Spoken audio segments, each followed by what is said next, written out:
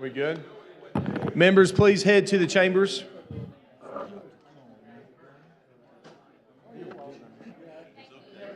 Make it up.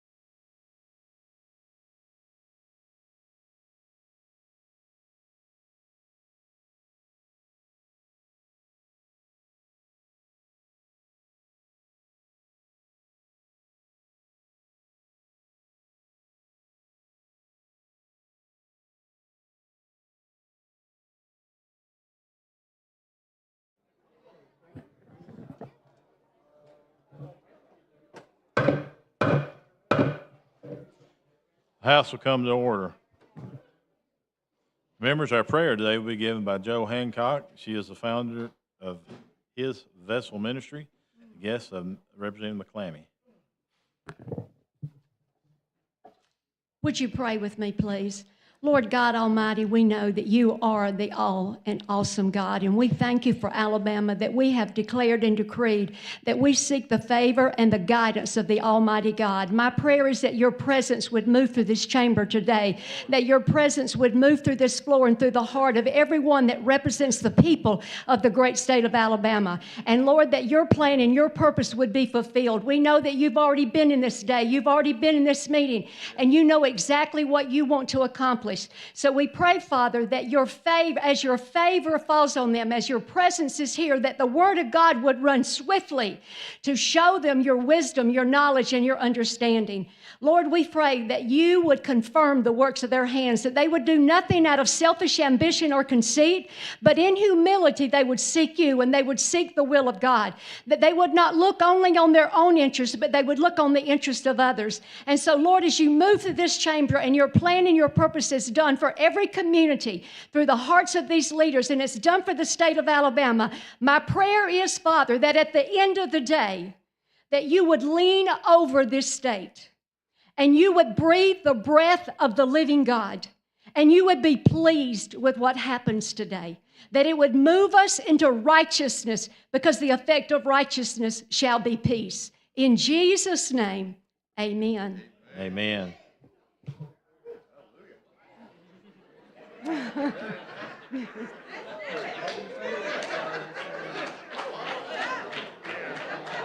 Amen and amen. Yeah. Members' state pledge allegiance will be given by Carly Lipscomb, a junior at Gadsden City High School. She is the daughter of Representative Craig Lipscomb. Attention, salute, pledge. I pledge allegiance to the flag of the United States of America and to the republic for which it stands, one nation, under God, indivisible, with liberty and justice for all. Clerk, call the roll. Mr. Speaker, Allman, Baker, Bedsole, Blackshear, Bolton, Boyd, Bracy, Brown, Butler, Carnes, Chestnut, Clark, Klaus, Cole, Collins, Colvin, Crawford, Daniels, Drummond, Dubose, Easterbrook, Ellis, England, Ensler, Estes, Faulkner, Fiddler, Fincher, Fort, Garrett, Gidley, Gavan, Givens, Gray, Hall, Hammett, Harbison, Harrison, Hassel, Hill, Hulk, Jones, Hollis, Halsey, Hurst, Ingram, Jackson, Jones, Keel, Kirkland, Kitchens, Lamb, Lawrence, Lee, Lipscomb, Lomax, Lovern, Marcus, McCampbell, McClammy, Mooney, Moore M, Moore P, Morris, Oliver, Paramore, Pascal, Pettis, Plump, Pringle, Rafferty, Ream, Reynolds, Rigsby, Robbins, Robertson, Rogers, Sellers, Sells, Shaver, Shaw, Shed, Shiree, Simpson, Smith, Sorrells, South, Stodhagen, Sandridge, Starnes, Stringer, Stubbs, Tillman, Travis, Treadaway, Underwood, Wadsworth, Warren, Whit, Horton, Wilcox, Wood D, Wood R, Woods, Yarborough.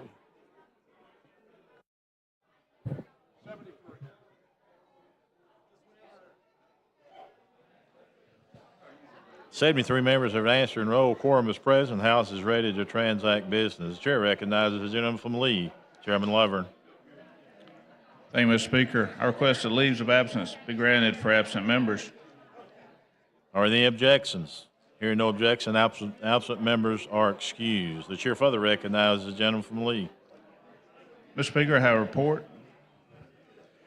House of Representatives, your Standing Committee on Rules begs leave to report that it has carefully examined the Journal of the House for the 24th legislative day and finds the same to be correct. Signed, Representative Joe Lovern, Chairman.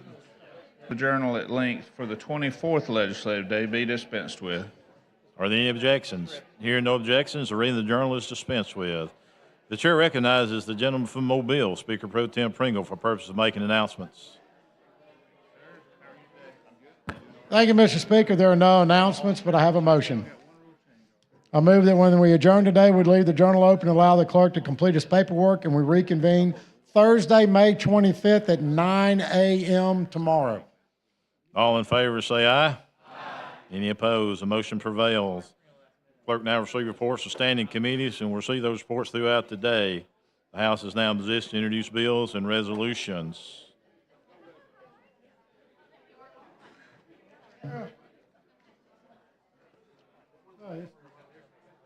No, today's the 25th day? Yeah, today's 25th day. Hey, my bills, that's the one that we We put it on here and we just skip over it until it's uncontested.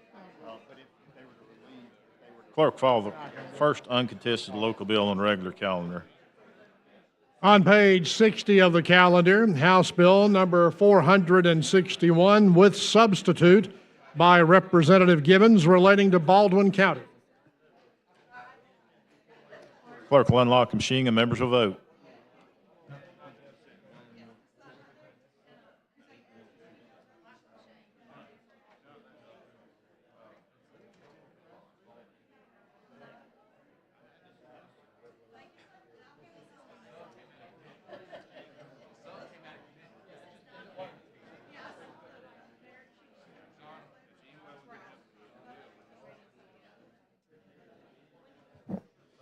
The question for the body is the adoption of the BIR. Clerk will unlock the machine and the members will vote.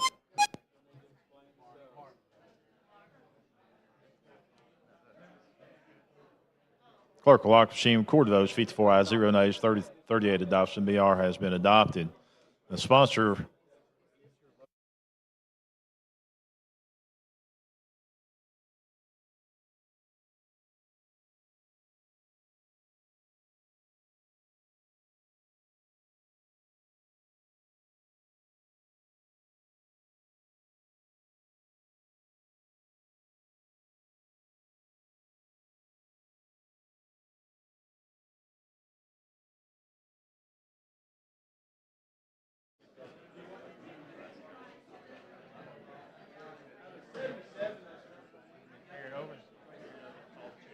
Speaker, I motion to carry that bill over to call the chair. All in favor? The bill has been carried over. Clerk, call the next bill. On page 60 of the calendar, House Bill number 483 by Representative Givens relating to Baldwin County. Question for the body is adoption of the BR. Clerk will unlock the machine and the members will vote.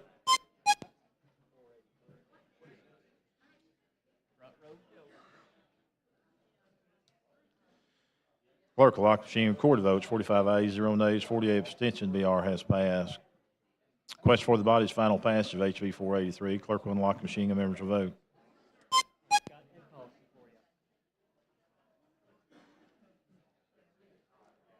Clerk will lock the machine. Record the votes. 15 ayes, 0 nays, 78 abstentions. The bill has passed. Clerk, call the next bill. On page 60 of the calendar, House Bill number 488 by Representative Hulk Jones relating to the city of Foley. Question for the body is adoption of the BR. Clerk will unlock the machine and members will vote.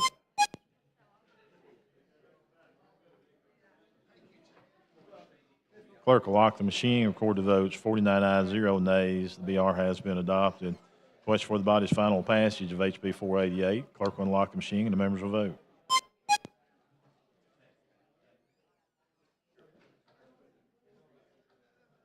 Clerk will lock the machine, record the vote. 16 ayes, 0 nays. HB 488 has passed. Clerk, call the next bill. On page 61 of the calendar, House Bill number 493 by Representative Givens relating to the city of Loxley. Question for the body is adoption of the BR. Clerk will unlock the machine and members will vote.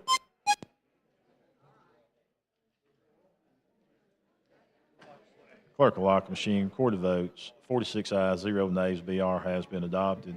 Question for the body is final passage of 493. Clerk will unlock the machine and members will vote. Clerk will lock the machine, record the votes. 12 ayes, 0 nays, 87 abstentions. The bill has passed. Clerk, call the next bill. On page 61 of the calendar, House Bill number 494 by Representative Oliver relating to Tallapoosa County. Question for the body is adoption of the BR. Clerk will unlock the machine and members will vote. Clerk will lock the machine, record the votes. 48 ayes, 0 nays. BR has been adopted. Question for the body is final passage of HB 494. Clerk will unlock the machine and members will vote. Clerk will lock the machine, record the votes. 9 ayes, 0 nays. 494 has been passed. Clerk, call the next bill.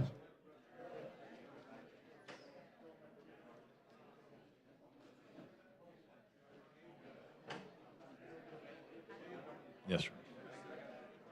Let's call back HB 461 with a sub. On page 60 of the calendar, House Bill number 461 with substitute by Representative Givens relating to Baldwin County. Representative Givens, you're recognized. Thank you, Mr. Speaker.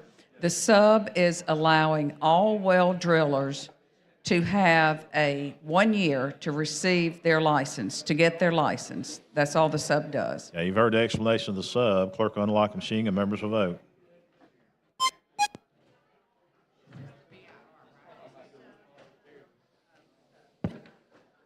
Clerk will lock the machine, record the vote. 29 ayes, 0 nays, 71 abstentions. The sub has been adopted. Question for the body is final passage of HB 461. Clerk will unlock the machine and members will vote.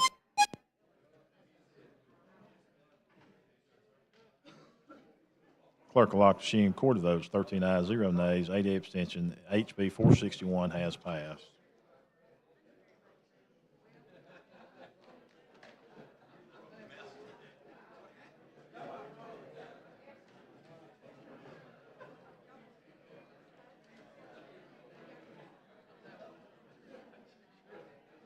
Chair recognizes the gentleman from Lee, Chairman Lovern. Thank you, Mr. Speaker. I move to allow committees that have already posted to meet at their posted times. All in favor say aye. Any opposed? It is granted. Chair further recognizes Chairman Lovern. Mr. Speaker, I have a resolution. Clerk, see the resolution. House Resolution number 237 by the Rules Committee, the Special Order Calendar. Chairman Lovern, you're recognized. Move for adoption.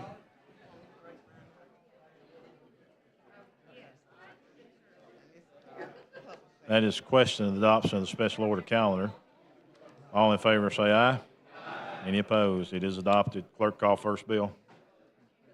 On page 61 of the calendar, House Bill number 473 with substitute by Representative Gibbons relating to health.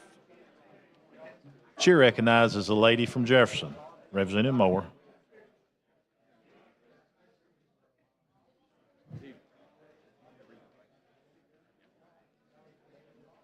Thank you, Mr. Speaker. It wasn't in reference to the bill, but I wanted to ask, a little while ago, we passed the bill that had the tax exempted from overtime, and we know it's up in the Senate. And if we could get some information on what's the delay of them passing that bill, because I think a lot of us was in support of that particular bill. Yeah, including myself. Right. Yeah, we'll refer this to a moment of personal privilege. But yeah, I met with Leader Daniels before I walked out here, and we are working on that issue. I think we got 3 particular bills. Okay. And that is at the top of the list probably, but all 3 of them is very important to their members, and we've got them hung up in the Senate, and we're working on a daily basis with Senator Reed. So we were checking to see where that's at, and we'll try to give a report if it's possible tomorrow. Okay, appreciate that. Yes, ma'am. Thank you. Chair recognizes a lady from Shelby, Representative DeBose.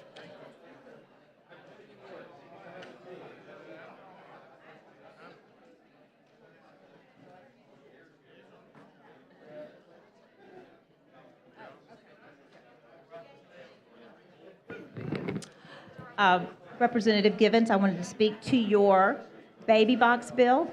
Thank you. And tell you how much I appreciate you bringing that to the floor. This is an issue I have been following for a couple of years now. And these safe haven baby boxes give mothers options, and they save lives. There have been 145 baby boxes installed in our country since 2016. 25 babies have been surrendered. Lives have been saved. This is just another step to provide options and save lives for women. And thank you so much for bringing this bill to the floor. Thank you, Representative DeBose. Chair thanks the lady. Chair recognizes the lady from Cherokee, Representative Shaver.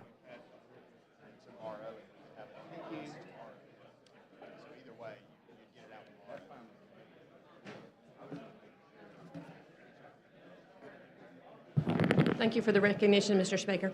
Representative, I just too wanted to thank you for bringing this piece of legislation that's been talked about for some time. As a matter of fact, it had been brought up to include in the adoption bill, and I just felt it was best to keep that like it was and to bring these issues separately. And so I do appreciate the work that you did, especially with all the concerns and making your bill a good bill. So I just want to let you know I support it, and thank you for bringing it. And we just hope that it will do the intended purpose and save lives for folks who find themselves in a desperate situation. So thank you.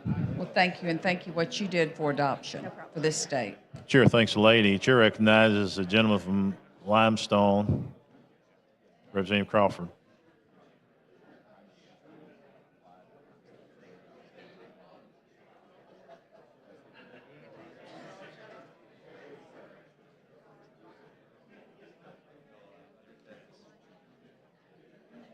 Thank you, Mr. Speaker.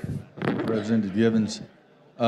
This is a great bill. I carried this bill 4 years ago and didn't realize that you would run into some obstacles sometimes, and I commend you on working through those, because I know the many meetings you've had and the support. I understand that a group has offered to pay for maybe 10 of these safety boxes to be put in.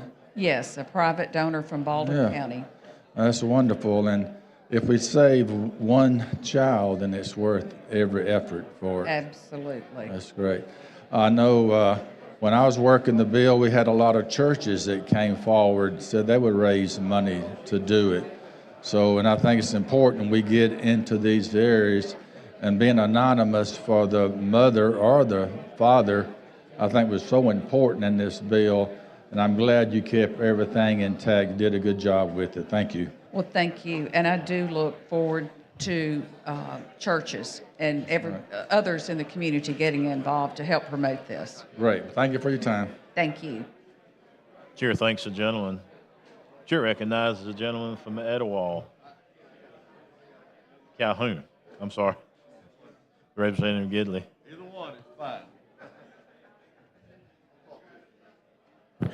Well, Representative Gibbons, I too want to commend you for this bill. I think anything we do on this floor and in this body to protect lives, and especially the ones that are the most vulnerable, is some of the most important work we do. This is absolutely tremendous. I understand just a few weeks ago, or just a short time ago, there was a child that was deposited in a dumpster. Hopefully this is going to alleviate that, or at least help reduce that greatly.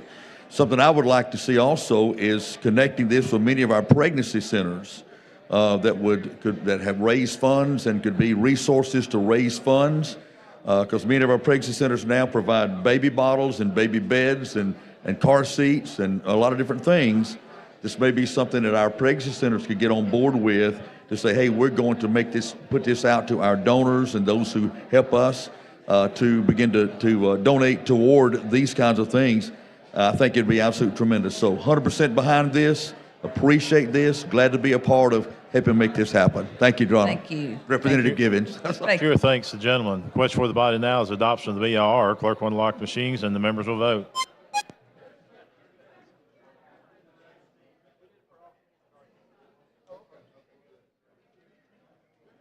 Clerk will lock the machine, record the votes. 96 ayes, 0 nays, 6 abstention. BR has been adopted. Chair recognizes the lady from Jefferson, Representative Moore.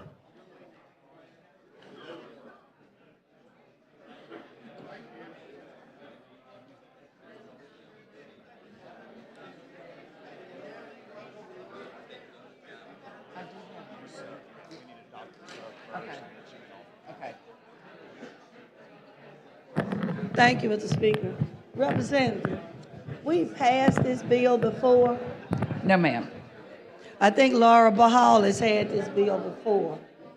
Yeah, and where I see some additions that's in here, and I'm always saying that a lot of the bills that you all have brought forth have been bills that we passed, and nobody does any research and go back to try to see what's in the law. It's just that somebody tell you about it and you come.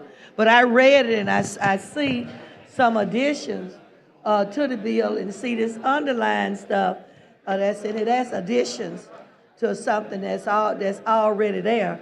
So I looked at all of what was taken out of the bill that was already in force. So, and I wasn't so sure as to the necessity of additions that you made, like on page 2, the definitions and things that was added in here. And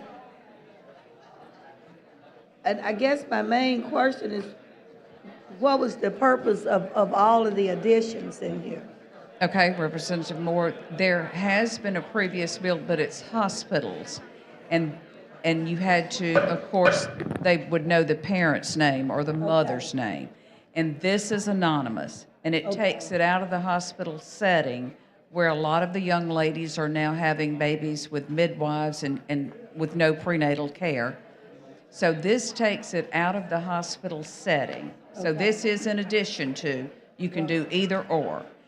So you can go to a hospital and use what's in place, but they get your name.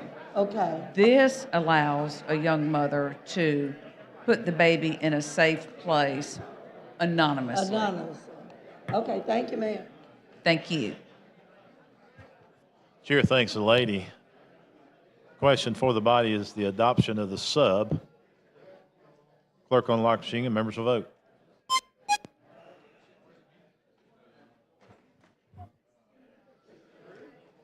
Clerk will lock machine, record votes, 96 ayes, 0 nays, 3 abstentions. Sub has been adopted. Representative Givens. Question for the body is final passage of HB 473. Clerk unlock the machine and members will vote. Wait a minute. We've got a sub. Amendment. Too late? Too late. Okay, we'll do it upstairs.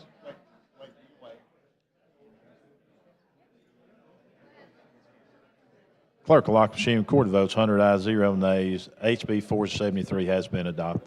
Passed. Yeah, okay.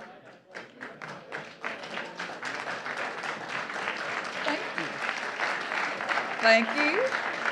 Thank you, everyone.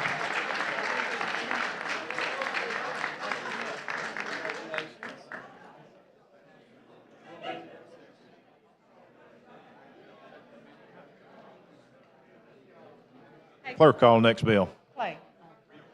On page 25 of the calendar, House Bill number 292 with substitute by Representative Sells relating to taxation. Chairman Sells. Thank you, Mr. Speaker, for the recognition.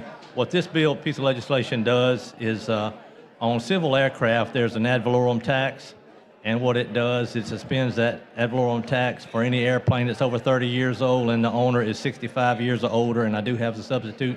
This time ask for the BR, Mr. Speaker. The question for the body is adoption of the BR. Clerk will unlock the machine and members will vote.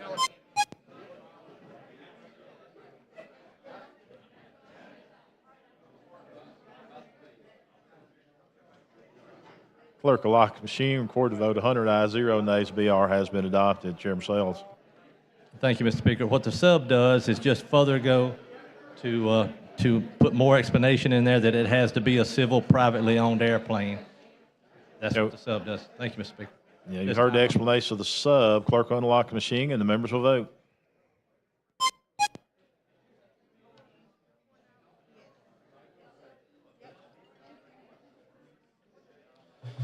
Clerk will lock the machine, record the vote. 102 ayes, 0 nays. Sub has been adopted. Chairman Sells. Thank you, Mr. Speaker. This time I ask for final passage.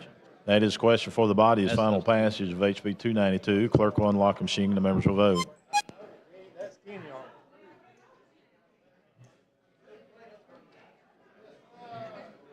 Clerk will lock the machine, record the votes. 99 ayes, 0 nays, 1 abstention. HB 292 has passed. Thank you, Mr. Speaker. Thank you, body. Thank you, gentlemen. Chair, clerk, call next bill on calendar. On page 62 of the calendar, House Bill number 471 by Representative Garrett relating to county personnel boards. Chairman Garrett. Thank you, Mr. Speaker. Thanks for recognition. Members, this is a bill that only applies to the city of Trussville, which is the city that I represent. It believed at the outset this should be a local bill, but under the law it cannot be a local bill.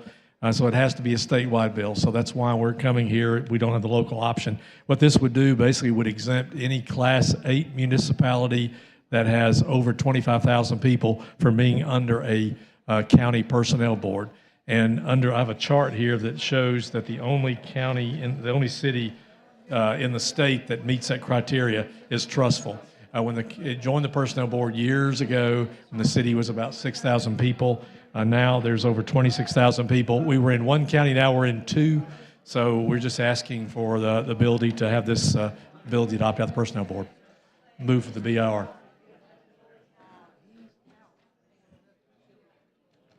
Chair recognizes the lady from Jefferson, Representative Moore.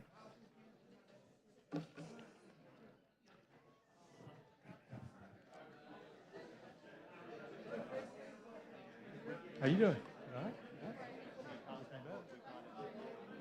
Thank you, Mr. Speaker. I just had one question I didn't ask you before, is why do they want to lead the personnel board? Well, because the city was 6,000 or lower than that. Now we're over 26,000. We just have outgrown really their capacities to deliver the number of employees that we need. Plus, we're in 2 counties you now. know that's not true, don't you? No, it's With really, Jefferson County got over 700,000 people in it. And you're saying Jefferson County with over 700,000 people can't manage 26,000 people if they needed a list. But I do know there are quite a few cities that want to lead, but tell Trussville that's not a doable reason when you look at the fact, even with the 2 counties they're in, Jefferson County combined with that county still has more people that would run through its personnel board than those two counties that Trussville is now in. I think that's a real weak excuse, but I'll accept it because that's what they want to feel good on. You can't tell me with the magnitude. I do know that over time, a lot of the cities that jumped into the Jefferson County specifically personnel board, they've become somewhat dismayed with the fact that a lot of times when they get a qualified list, that a lot of times when, especially in smaller cities, they would rather hire people that live in their cities. And they are not being able to do that necessarily under the personnel board, because what they do is get everyone that, if it's a fireman, is everybody that qualifies for that, or a policeman, everybody. And you know, I can understand you wanting to be able to hire the people that live in your city because that's your tax base. And to hire them and where they live and be employed, to me, is what cities are all about in the first place. They are created to serve their people, and in turn, the people that live there provide a service also. So I can accept that, but I just wanted to say I know a lot of people, a lot of small cities are not satisfied with these county personnel board because they lose their ability to hire from the people that really live in a city when you just give them a list of people who qualify for the job. Appreciate you for listening to me. Well, thank you for the clarification and for the information. Thank you. Chair thanks the lady. Chair recognizes the gentleman from Montgomery, Representative Ingram. Thank you, Mr. Speaker. Gentleman yield. It's a great bill. I appreciate you bringing it, and we're doing the same thing in Montgomery County. It's just speeds up the process, and these counties and municipalities need to be able to speed the process up in the environment that we're in. Thank you. Thank you. Thank you, Mr. Speaker. Chair thanks the gentleman. Chair recognizes the gentleman from Marengo, Representative McCampbell, third person to speak on the BIR.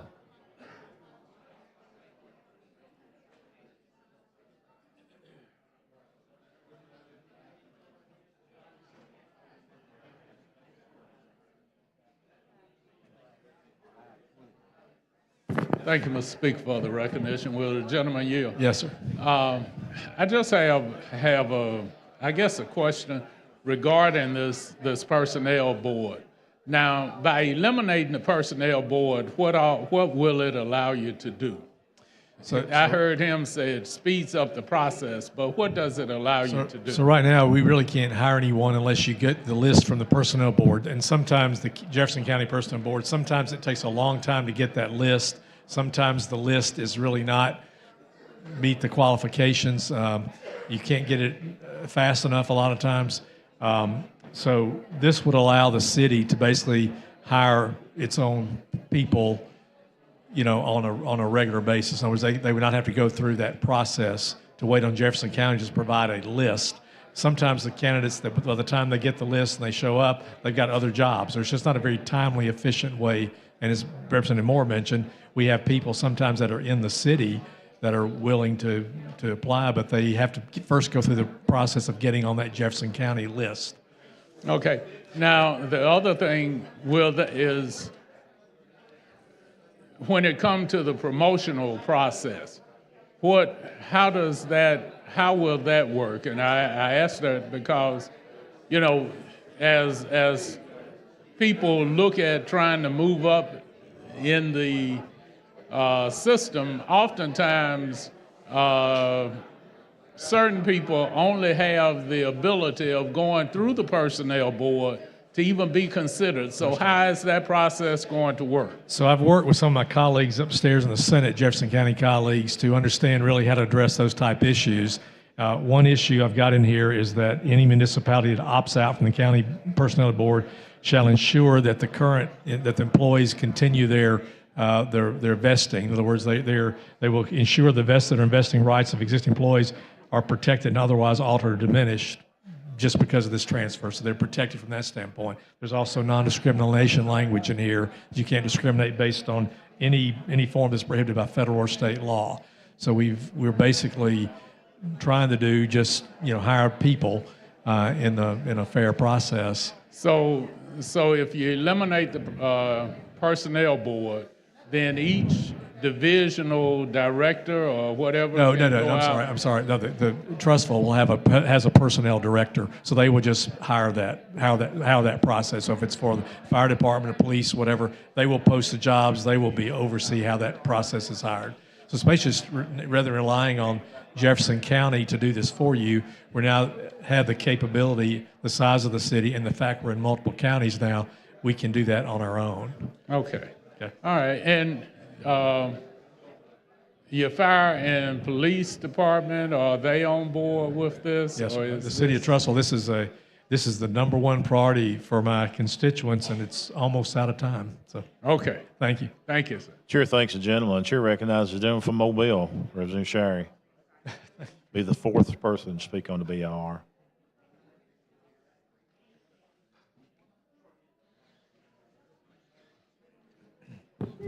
Thank you, Mr. Speaker. We're hoping this speeds up the hiring process. We're having the same thing that happens in Mobile. A lot of times once we get the list or have somebody we want to hire, by the time we can hire them, they've already got a new job. Are y'all going through the same thing? Yes, sir. I think this bill will help. I fully support it. Thank you. Thank you. Appreciate it. Chair thanks the gentleman. The question for the body now is adoption of the BIR. Clerk will unlock the machine and the members will vote.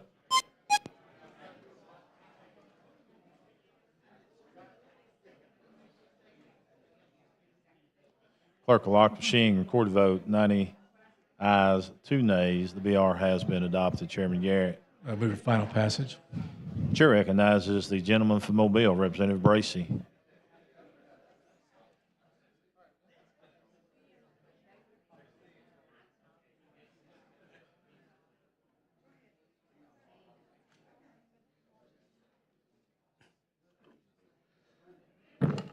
Thank you, Mr. Speaker. Yes, sir. The gentleman yield? Yes, sir. Had a couple of questions about it. How many cities are currently from under the personnel board right now? Or how many have left from under the personnel board system? Well, the thing about the Jefferson County Personnel Board, and I don't know if this applies to all personnel boards, once you opt in, you can't opt out. So once you're in, you're in. So like, for example, in our case, this is the list of the Jefferson County municipalities, and we're the only one that meet this criteria, being a Class 8 and being over 25,000. There's a city larger than us that's 92,000 that's also in 2 counties, but they're not under the personnel board because they never opted in. So we opted in 30-something years ago, 40 years ago, but now we're a totally different city. So I don't know how many have, I guess the answer is if you opted in, you never can opt out. Okay, so this is the start of the opting out process? I think that'd be up to not as far as I'm. And this bill is the start of the opting out process for Class 8 municipalities.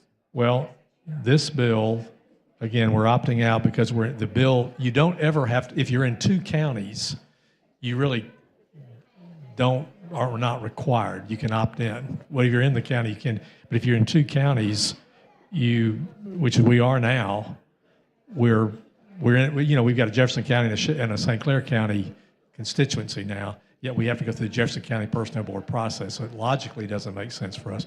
Whether it's the beginning of a process, I don't know. The reason why you're doing it is because you're in 2 different counties, right, not because you just want to get rid of the Well, system. I mean, we've outgrown, I think, the system now. I think we were once the personnel boards for counties were there to help smaller municipalities and areas that didn't have the wherewithal to have personnel issues. We clearly now have that capability. In addition to that, we're in 2 counties now, and a lot of our growth in the future is going to be in the other county. Okay. So I'm used to just about every mayor that I can think of want to get rid of the personnel board. They want about every mayor wants to get rid of it. Most people probably on the county commission. What about the employees? How does the employees feel about it?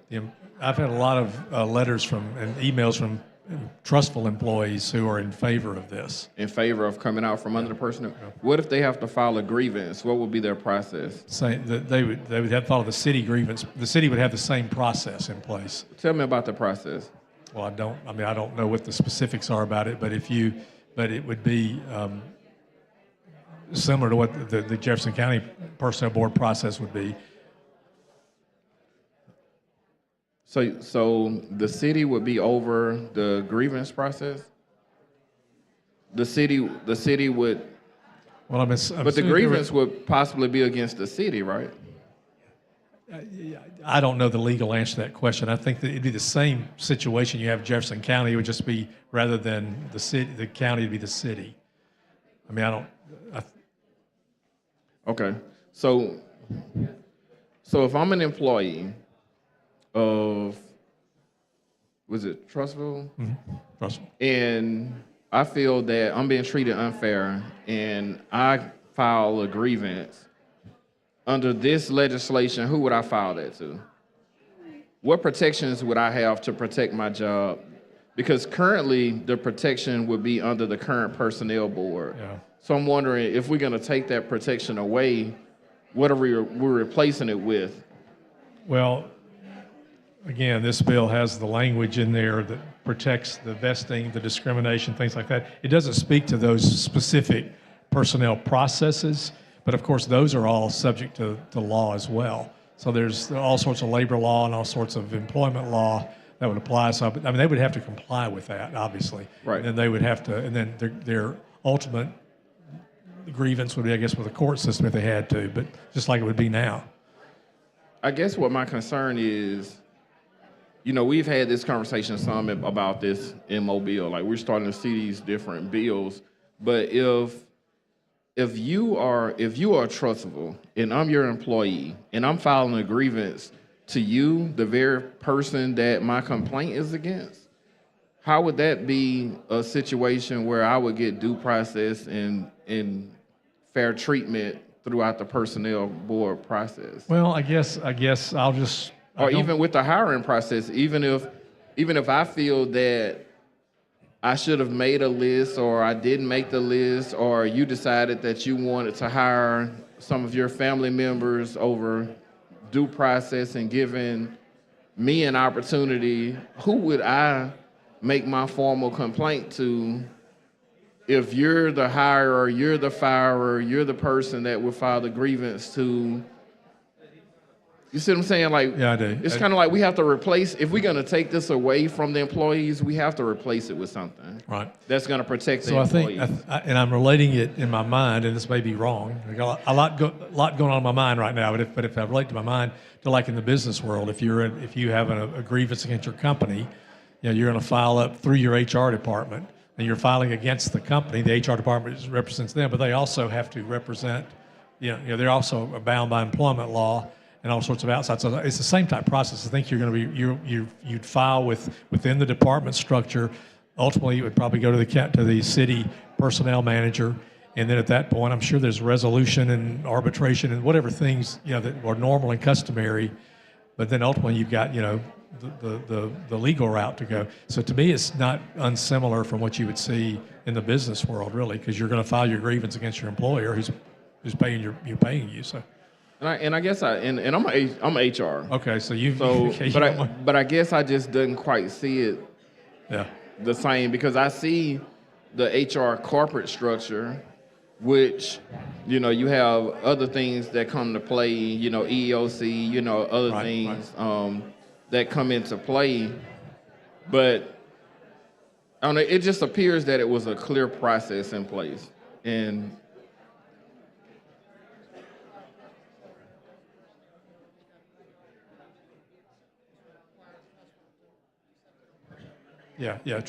Part of the bill would be that Trustful would have to set up their own personnel board. So you'd have to set up the board that would handle this. I mean, it would still be the Trustful personnel board as far as the Jefferson County personnel board, but the same legalities would follow. And I think, like you say, there'd be other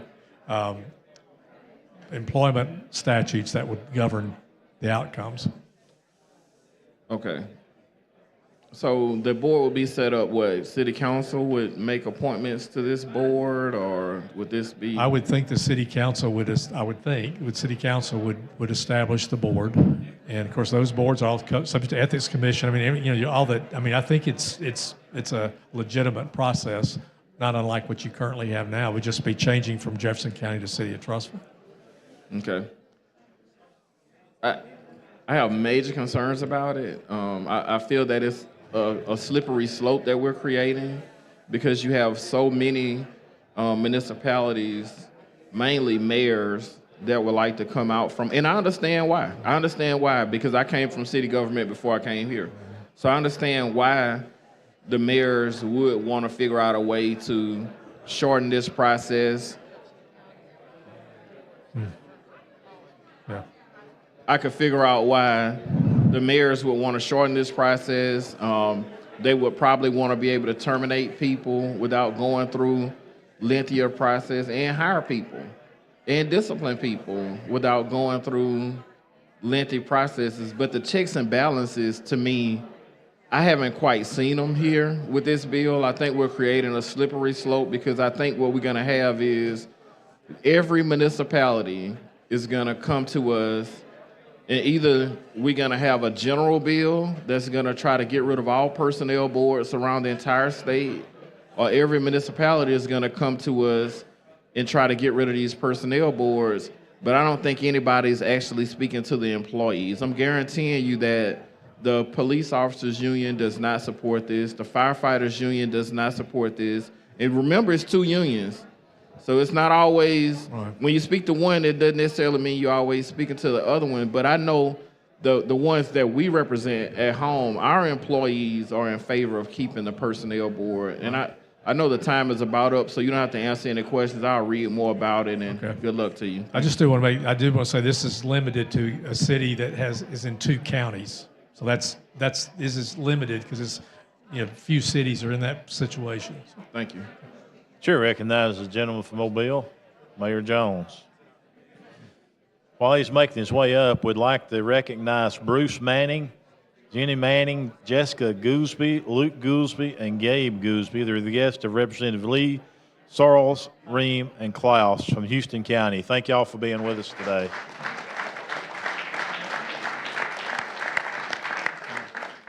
Thank you for the recognition, Mr. Speaker. Representative Gary, we talked about this in committee meeting, and you had some things in your legislation that was different from any other. I've seen 4 pieces since we've been in this session. And one of the things that you did do is part of the bill that you have said that everybody who's vested in the system and who ranked in the system would still maintain their ranking, and that's commendable to do that. The one thing that I wanted to point out is that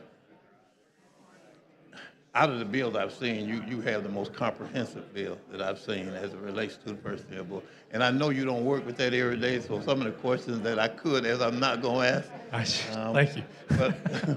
But one of the things I wanted to point out is that the productivity of the personnel board depends on the director and the board. Boards they're established by the act, but they also have rules. And I just don't understand why we don't require them to employ the rules. They could actually change the rule and say you must give them a list in 15 days. But for some reason that doesn't happen. But I can assure you that the legislation to get out from under the system, if you plan to institute a system, is going to depend on the board and the director and how he employs the rules as it relates to that. It's, as Representative Bracy said, it's something that, what I don't want to see is a modern spoil system. Right, absolutely. Because it can turn to that. If you're not careful, that's it can why, turn to a modern spoil system, and that's my fear. But I think that if you're going to opt out of the system, you ought to guarantee all the rights and all the courtesies that all employees in the system get. And if you're going to establish that, and I understand the two county situation, I do understand that. But that's my caution about this situation. Not just because of your bill, but because of the ones that are waiting to come. Right, yeah. That's the thing that I'm concerned about. I've worked in that system a lot of years, about 26 years. Not as an employee of the Personnel Board, but as one of the mayors that was embraces they want to get rid of it. But that's not always the case. Once you learn and see the worth of it, what they actually do is due diligence. People want an employee within 3 days, but it takes 3 days to do a background check. It takes 3 days to check into their qualifications and references and all of that. We all want that. Now, if you do away with that, then it becomes a modern spoil system. And that's what my concern is. So I just wanted to point out those points to you as it relates to why my concern is about these particular bills. Thank you. I do appreciate the comments. Thank you. Chair thanks the gentleman. Question for the body is final passage of HB 471. Clerk will unlock the machine and the members will vote.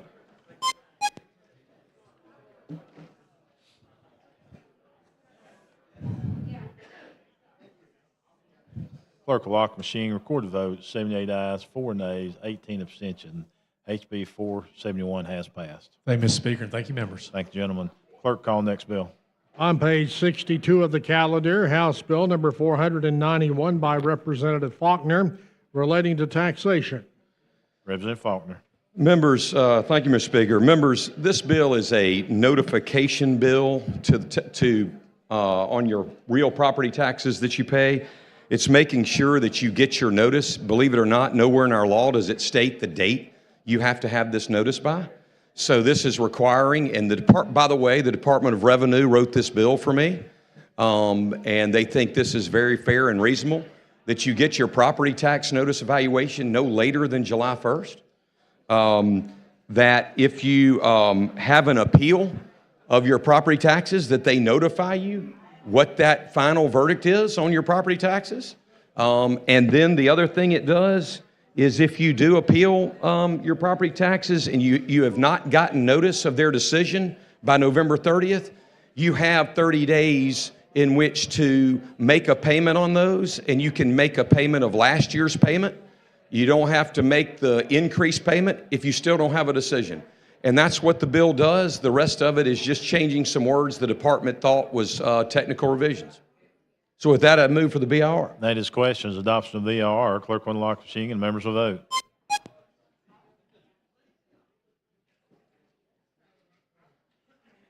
Clerk will lock the machine, record the votes. 102 ayes, 0 nays. BIR has been adopted. Representative Faulkner. Mr. Speaker, I'd move for final passage if there's no question. That is questions. Final passage of HB 491. Clerk will unlock the machine and members will vote.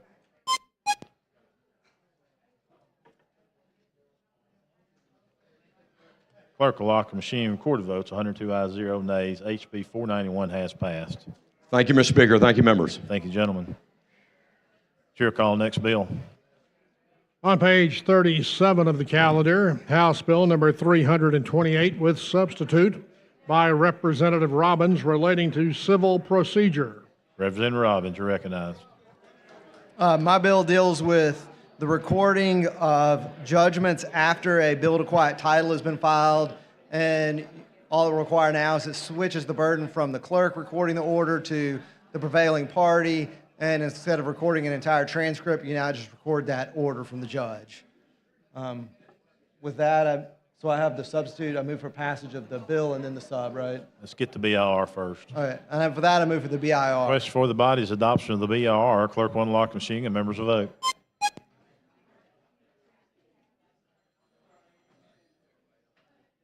Clerk will lock the machine, record the votes. 102 ayes, 0 nays. BR has been adopted. Representative Robbins. And if there are no questions, I move for passage of the substitute. You care to explain your sub for us, Representative?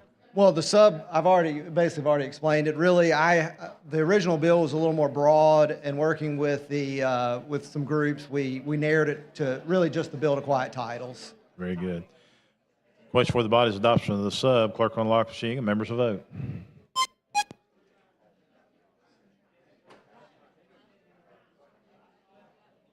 Clerk will lock the machine, record the votes. 98 ayes, 0 nays. The sub has been adopted. Representative Robbins. Thank you. How about final passage? Would you like to go ahead and pass it? And with that, I'd like final passage. I'd like to move for final passage. I think that's the question for the body's final passage of HB 328. Clerk will unlock machines and record the votes.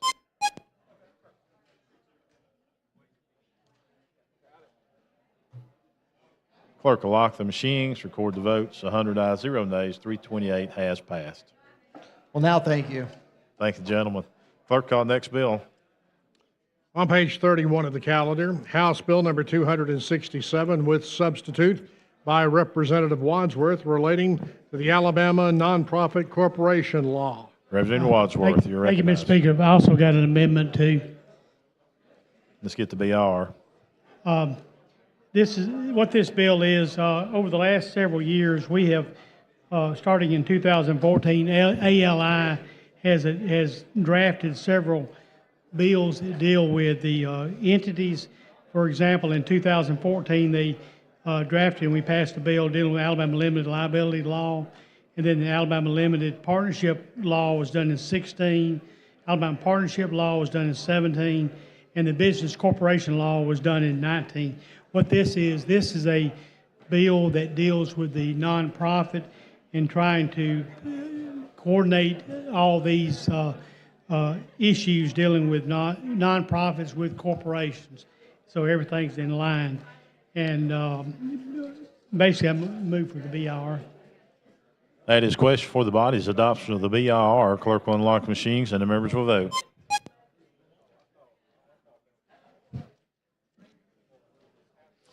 Clerk will lock the machine, record the votes. 99 ayes, 0 nays. BR has been adopted. Representative Wadsworth. I have a substitute, and what that substitute does is pretty much most of it's the same, and it basically is effective January 1st, 2024, and it applies to nonprofit corporations incorporated after that date. And then for any nonprofit that was incorporated before that date, it will apply to it as long as changes are being made. Okay, you've heard the explanation of the sub. Clerk will unlock the machine and the members will vote.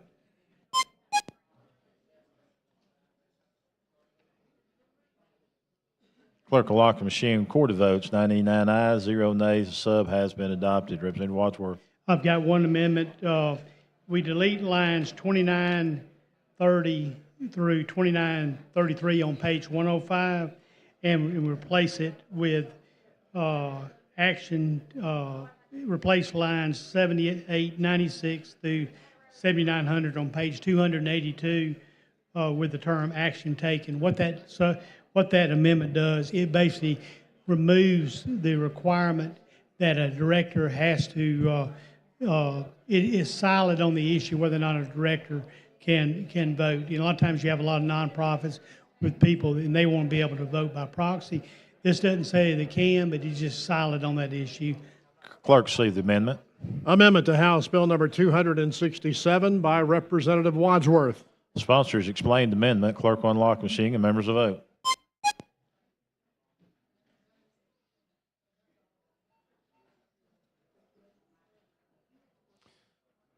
Clerk will lock the machines. 99 ayes, 0 nays. The floor amendment has been adopted. Representative Wadsworth. If there's not any other questions, move for final passage. That is questions. Final passage of HB 267. Clerk unlock the machine and the members will vote.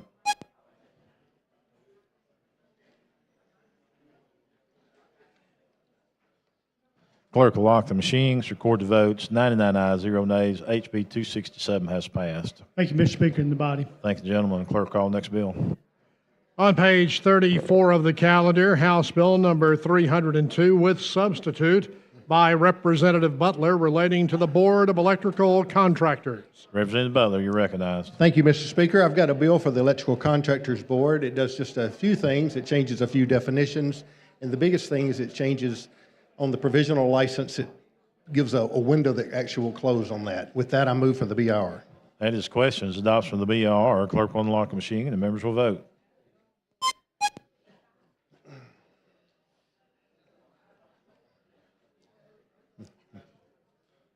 Clerk will lock the machine, record the votes. 102 ayes, 0 nays. BR is adopted. Thank you, Mr. Speaker. At this time, I'd like to move for adopt the sub. The sub comes from working with the Alabama home builders and the realtors to just tweak a few things that they had. That we, instead of doing an amendment, we did a sub, and I'd move for the adoption. You've heard the explanation of the adoption of the sub. Clerk unlock the machine and members vote.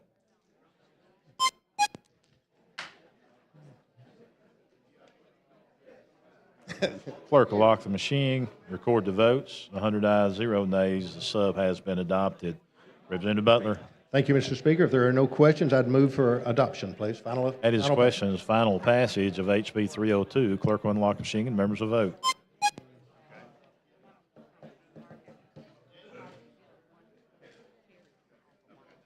Clerk will lock the machine, record the votes. 101 ayes, 0 nays. HB 302 has passed. Thank you, sir. Thank you, gentlemen. Clerk, call the next bill. On page 15 of the calendar, House Bill number 6, with substitute by Representative Pascal, relating to parental rights. Reverend Pascal, you're recognized. Mr. Speaker, thank you for the recognition. Members, the purpose of HB 6 is to codify parental rights as being fundamental rights. Members, HB 6 has a committee substitute. There will be a floor-friendly amendment that will include the amendment we placed on the bill in committee. It will also include removing the word fit and custody, and also just clarify that HB 6 does not apply to disputes between parents in a custody situation. So with that, Mr. Speaker, I will move to table the committee substitute.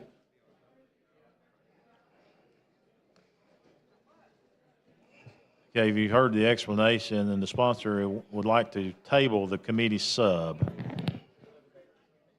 So the question for the body, if you're willing to table the sub, your vote will be aye.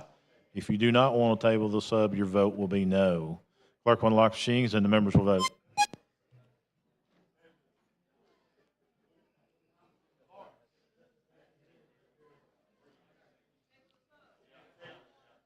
Clerk will lock the machine, recorded votes, 84 ayes, 11 nays. The sub has been tabled. Okay. Representative Pascal. Mr. Speaker, thank you. I move for final passage, but I do expect a friendly amendment. Chair recognizes the gentleman from Dallas, Representative Chestnut. Thank you, Speaker. Does the gentleman yield? Yes, I will. You spoke of a friendly amendment, and I have that amendment right here with me. Clerk, see the amendment. Amendment to House Bill number 6 by Representative Chestnut. Representative Chestnut, here to explain your amendment. Okay. Do you have it in hand? No. Yeah.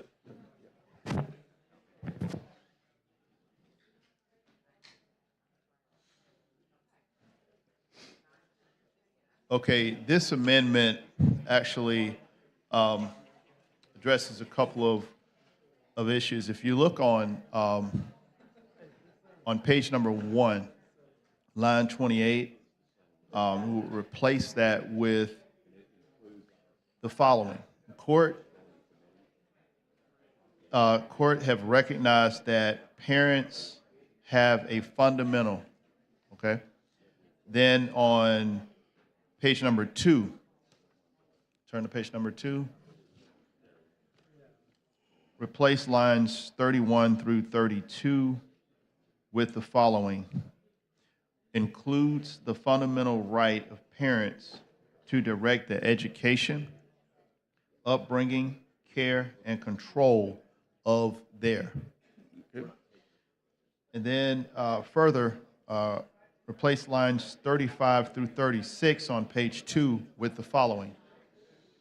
Of parents to direct the education, upbringing, care, and control of their child unless the government demonstrates. Okay. And then replace line number 39 on page 2 with the following. Restrictive means possible to further that interest. And then subpart C, this section may not be construed as authorizing or allowing a parent to engage in child abuse or neglect. Subsection D, this section shall only be construed as applying to disputes between parents and the government or third parties and does not modify the law as to disputes between parents. So that is the full gravity of the amendment. And would you accept and move to accept this amendment to your bill? Yes, I will accept that as a friendly amendment. You've heard the explanation of the amendment. The sponsor says this is a friendly amendment. Representative Moore, do you want to speak on the amendment or the bill? Okay. Question for the body is the adoption of the amendment. Clerk will unlock the machine and members will vote.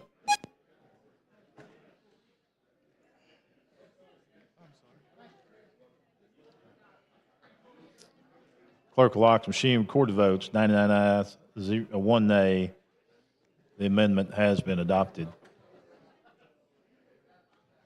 Representative Pascal. Oh, yeah, thank you. With that, Mr. Speaker, I move for final passage. That is question's final passage of Yes, ma'am. HB 6. Clerk will unlock the machine and members will vote.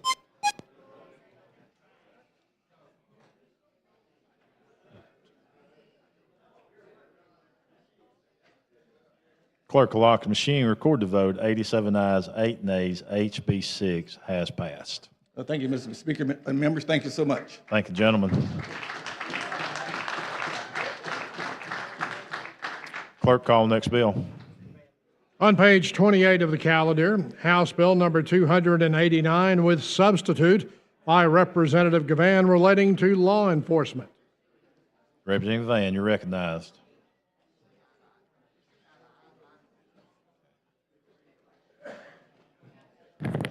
Thank you for the recognition, Mr. Speaker, members of this esteemed body. I rise today to present to you HB 289. Before I present this bill, I must take this opportunity to first of all thank those individuals of our law enforcement agencies throughout the state of Alabama who has worked with me for a collective number of years, at least 2 years now, to put together this piece of legislation for the public safety of the citizens here in the state of Alabama.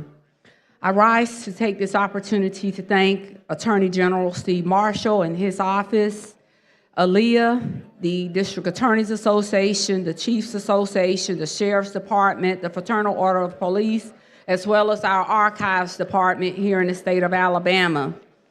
What you have before you, as well as our esteemed colleague, Representative Treadaway, also affectionately known as Treddy, the chair of our Public Safety Committee, and my good friend and colleague from the Jefferson County delegation.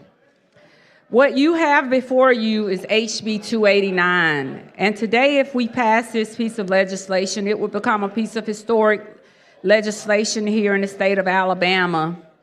And if passed and enacted, it will create standards for which to provide for circumstances in which law enforcement agencies would disclose and release recordings made by body-worn cameras and dash cam cameras used by law enforcement agencies. It would provide for individuals who are subject to recordings and their personal representatives to be able to receive this information, as well as to consent to the receipt of this information by their personal representatives, or that those individual adults or guardians to those representatives. A personal representative of an adult or someone who is an incapacitated person or a representative or a deceased individual. A requester may make a request in writing to the law enforcement agency or by specifying the date and approximate time to request this information regarding the activity of the captured or requested information. The reason I rise, and I wanted to just break this information, we've seen across this country, we've had many incidents where there have been situations between citizens and law enforcement. Individuals have been killed. There have been occurrences where family members or individuals have gone weeks and days in which individuals could not get information as to what happened. And we've seen where calamity has happened, where we had rioting, our cities had been inundated because of those things. But anyway, I wanted to break this down. But anyway, so now we're here, and our law enforcement divisions here in the state decided to be proactive to pass this legislation. With that being said, Mr. Speaker, I move for passage of the sub at this time and the BIR. Chair recognizes the gentleman from Baldwin, Chairman Simpson.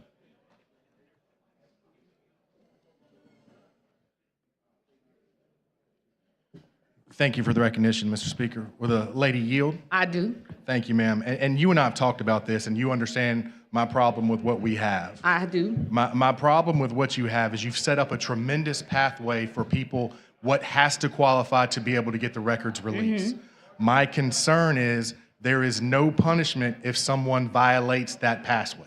So if you have a family member that goes in, that gets to watch the videos, that gets to set up through all this stuff, and they're recording it, and they record it, and then they send that video out to the public, or they send that video out to the news media, then everything you've set up is violated, because the quote on lane 96 is an individual who receives disclosure pursuant to this section shall not record or copy the recording. However, there's no punishment and there's no sanction on that. So without punishment or sanction, it's really unenforceable if someone does that. And what I did share with you, and I said to you, if you wanted to offer an amendment, and this is something that we discussed with the various agencies, in this day and time, the issue would be, how will you know?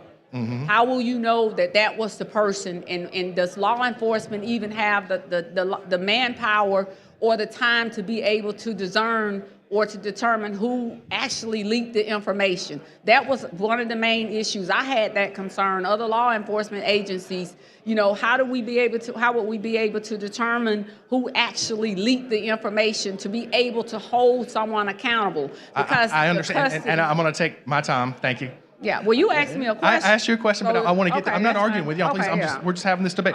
We've been getting along well this year. And we're going to continue. We're going to continue. Okay. But the reason why I'm opposed is, and I understand the problem with what you're saying with enforcing it, but the problem becomes of all these guidelines that you've set up and all this process that you've set up don't matter if they can't be enforced because someone violates it. The only person that can.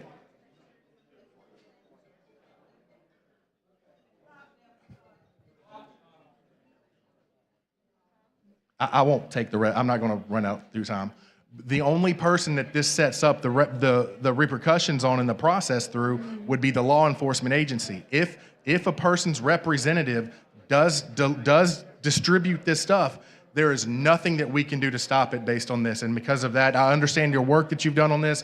I understand all the agencies you've talked to, but because of that, I cannot support your bill. That's fine. And again, Representative Simpson, I said to you, and speaking with, from the Attorney General's office, and just to have his support, those are things that all of those law enforcement agencies took into consideration, and no one had a problem with it. And I also offer for you to make an amendment if you wanted to offer that. So again, you would not know who necessarily leaked the information, and I don't even think that would be fair to the citizens or the representatives.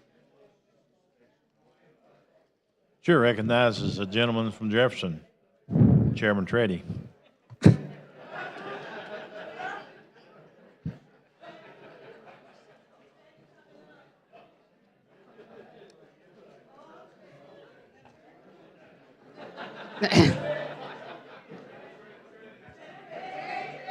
Treddy. Mr. Speaker, can you give me some quiet in here for a minute? I'm sure we all want to hear this. Before I get started on this, I know you had an issue with a bill I had, and I'm going to show you connected here in a minute. It was that tracking bill. You talk about X's. Remember that? You tracked them. Is there anything in this bill, if you had video on any of your X's, that you would be concerned with? No. Okay. I just wanted to ask that. My skin is you tough. did enter. I got thick skin. It's my time right now. I got you. Okay. Reclaim your time. Not many times I get you in this position. Oh.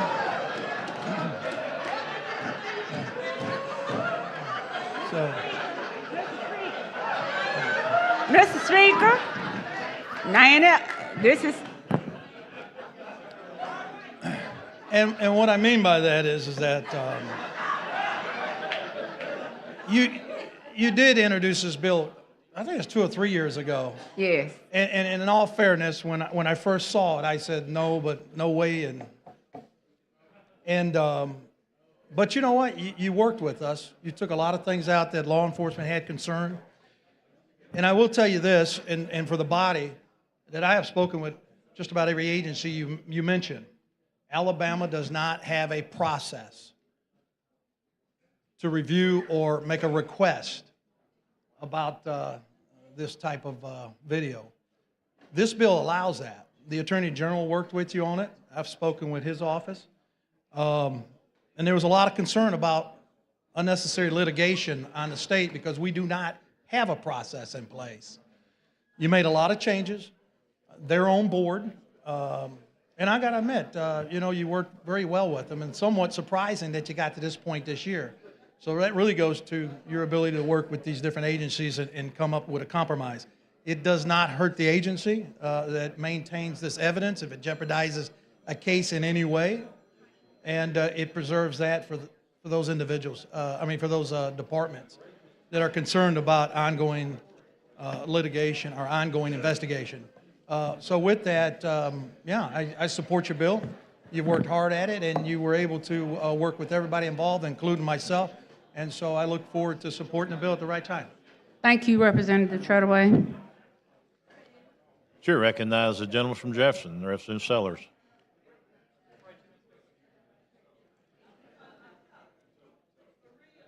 Third person to speak on the BIR. Thank you, Mr. Speaker. Will the lady yield?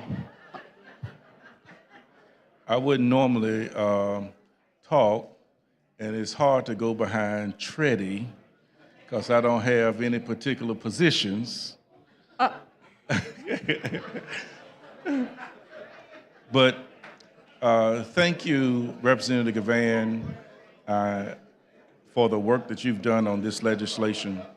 I'm not sure if any of you have ever been in a position to where you've had to counsel a family that have been affected by crime and they're in dismay because they don't know, they don't have any closure. And I think this legislation will help to give some sense of closure or actions that may have occurred with their loved one. And so thank you for bringing this, and I'm in support of this legislation. Thank you. Chair thanks the gentleman. Question for the body now is passage of the BIR. Clerk will unlock the machine and the members will vote.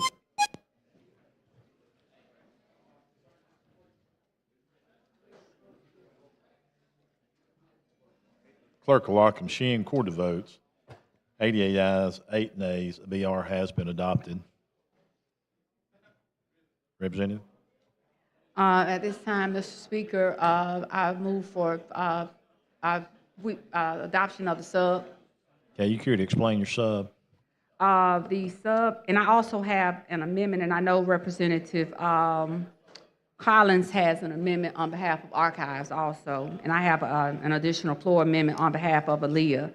And the sub is basically the same, just with the modifications that were added by some of the agents, of course, with the notification of the requester, making the changes as it relates to shading out the faces of those, making sure that it speaks to the subject matter or the subject who is captured if they're inside the crowd of a like for instance at a sporting event, or they are the actual subject of the event or the recording. Yes, ma'am. You've heard the explanation of the sub. Representative March, you want to speak on the sub or the bill? And the question for the body now is adoption of the sub. Clerk unlock the machine and members vote.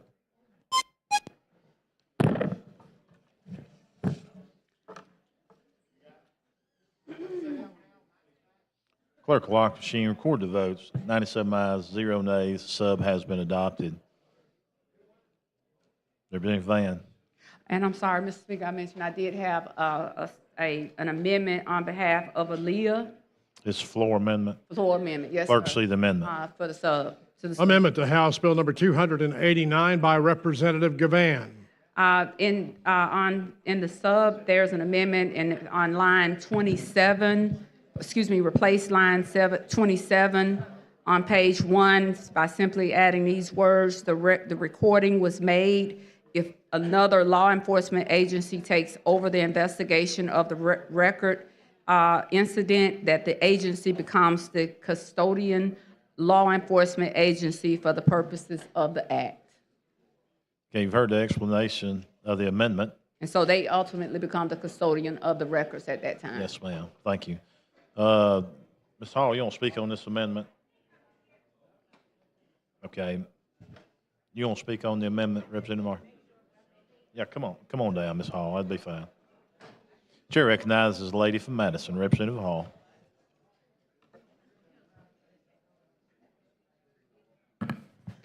Thank you, Mr. Speaker. The lady here. Yes, ma'am. Trying to make sure I'm clear. On line 27, are you I'm adding that.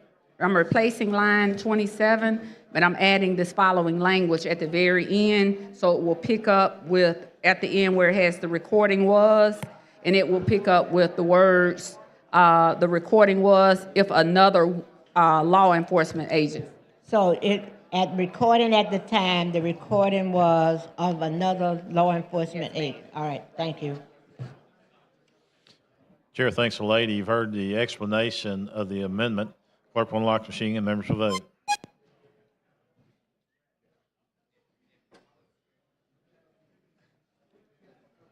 Clerk will lock the machine, record the votes. 97 ayes, 0 nays. The floor amendment has been adopted. Representative Van. And Representative Collins has an amendment on behalf of Archives. Yes. Chairman Collins, you are recognized. Yes. Thank you, ma'am. Clerk, see the amendment. Amendment to House Bill number 289 by Representative Collins. Chairman Collins, you care to explain your amendment? Thank you, Mr. Speaker. The amendment simply says to replace lines 112 and 113 on pages 4 and 5 with the following: applicable records retention and disposition schedule. And it's just so that law enforcement follows the appropriate retention and disposition process for records.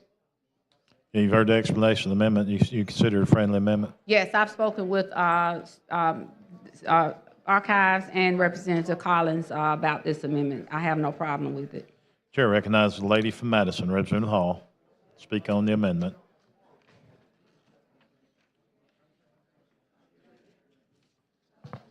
Thank you.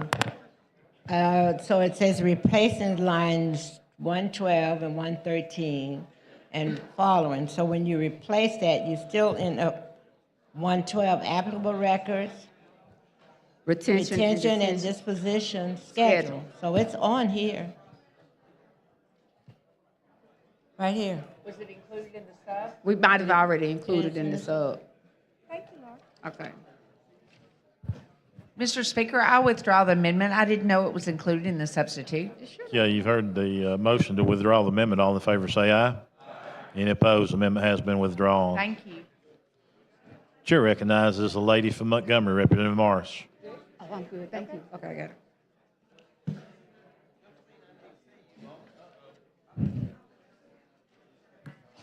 Thank you, Mr. Speaker, for the recognition. Would the gentlelady yield? Yes. I just want to come down and tell you thank you for bringing the bill. It's going to mean a lot, especially the fact that you said that a lot of the people, like if I come and I request something, everybody in the background will actually be blurred out, so that's a safety precaution. Just want to say thank you for thinking of everything that can happen and working with all the people to make sure that we got a good bill and that the body cams are finally coming in the way that they are here. Thank you. Thank you. Chair thanks the lady. The question for the body now is final passage of HB 289 as sub and amended. Clerk will unlock the machine and members will vote.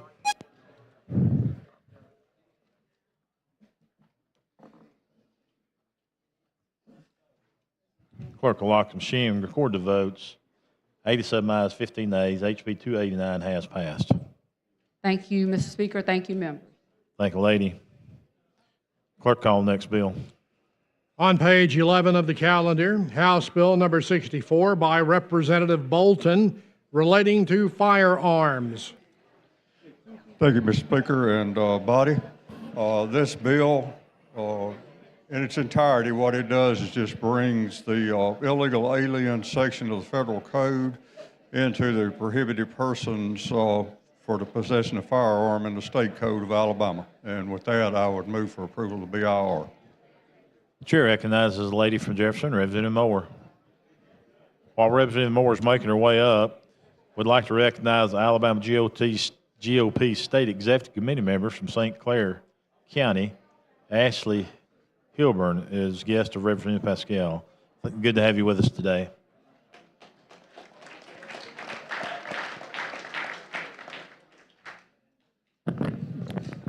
Thank you, Mr. Speaker. Representative, you know, anytime we can do anything dealing with firearms and making sure that they are safe, that's something we ought to do. Yes, ma'am. You know, I've got a bill that'll never be put in committee, but a lot of people are upset that deals with the removal of weapons of war from our street. And that's also an act that we need to take when we're dealing with firearms, because far too many of our babies are being killed. Our mothers, our fathers, aunts, and uncles are being killed with so many weapons that were designed for war and not for casual carrying and having in your house. So anytime we can come up with any bill that will protect us in any way, and I'm looking at the fact because so many people do come across the borders and enter this country, and we don't know about them a lot of time unless a crime has happened. And then in the process of trying to identify who they are, we find out that they're in this country illegally.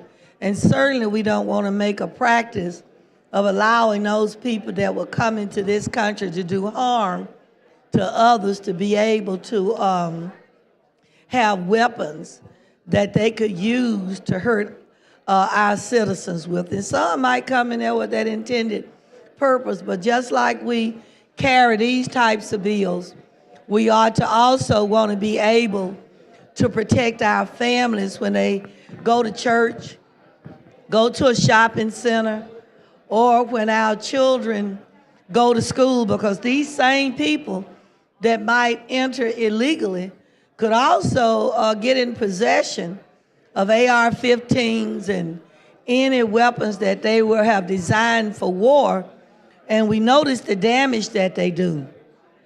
I saw in that last Texas shooting when the retired officer came up to help the first person, the shooter used an AR-15 and blew the lady's face away. So can you imagine what that family is going through to not be able to identify her by her features because she didn't have a face left? Or our little babies, when they enter into a school and they shoot our little ones, a weapon of war pretty much destroys their whole body, till the only way that they can identify those babies is with DNA.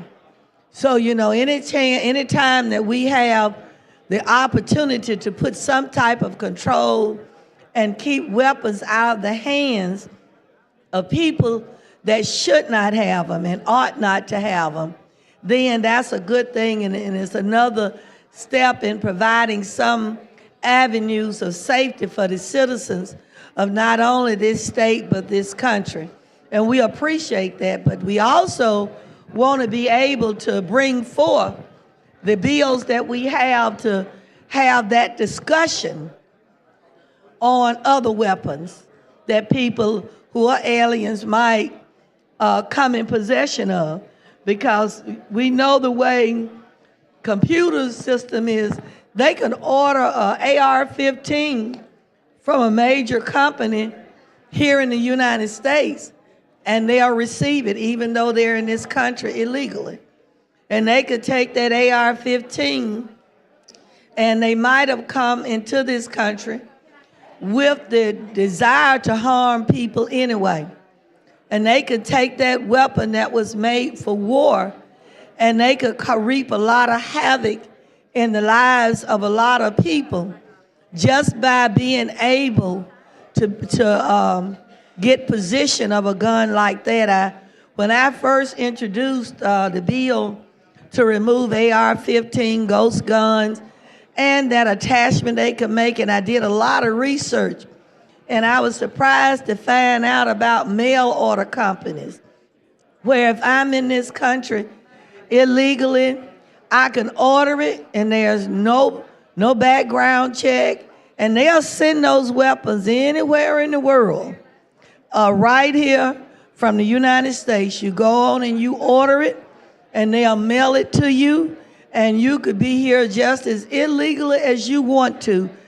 You could have been a person that purposely came into this country to do harm to other people and get possession of a weapon that was made for war. The AR-15 historically was introduced during the Vietnam conflict because of the weapons that they had couldn't fire quick enough. And I know with my brother being during that war, anytime when they would see a flock of birds come up, they knew that the Viet Congs was somewhere around. There would be so many of them. With the weapons they had, they were insufficient to protect themselves. So that's how they came up and developed the AR-15, rapid fire, and it protected our military personnel really much better than the weapons we had before.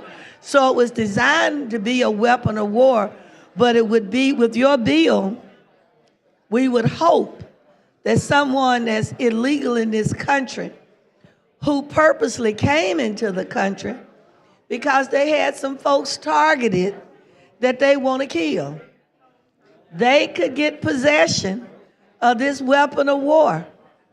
And I've had a lot of people that sent me a lot of ugly emails, but I know they sent them to me out of ignorance and out of the fact that they didn't have compassion for a family. I looked at the documentary they had on Duval, Texas last night, and how those parents are still grieving because so many of them couldn't identify their children, because once that bullet entered their body, it's pretty much exploded.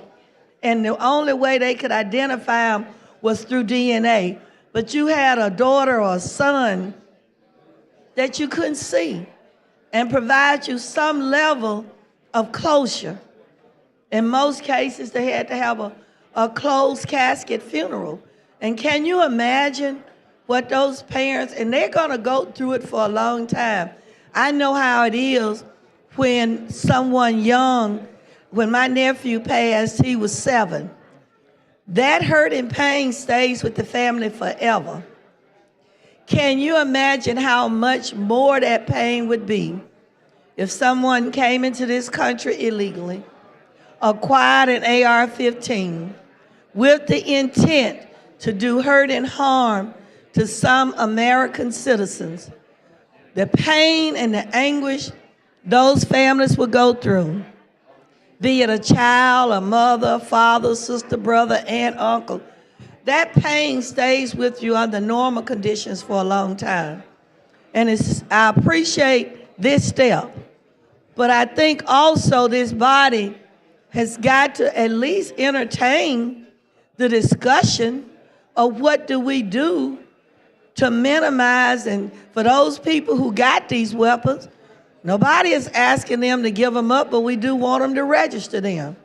Because you might be sane today, something can happen in your life today, and you lose it.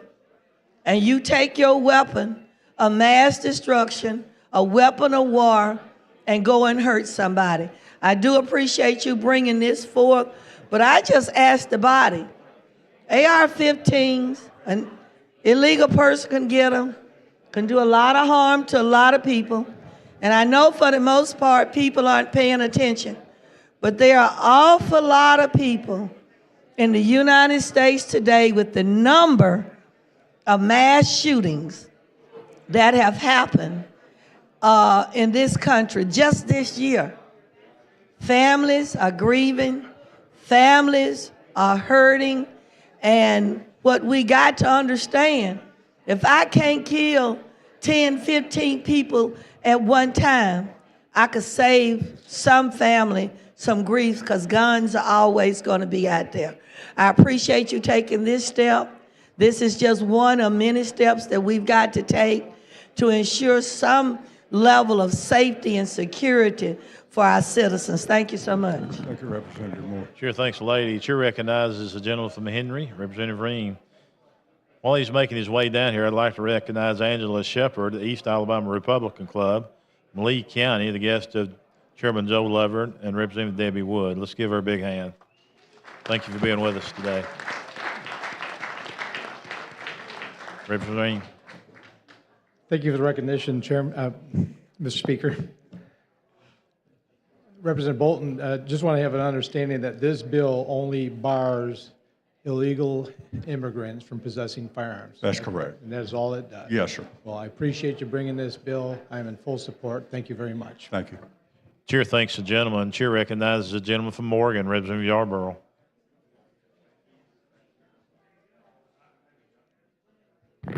Thank you, Mr. Speaker.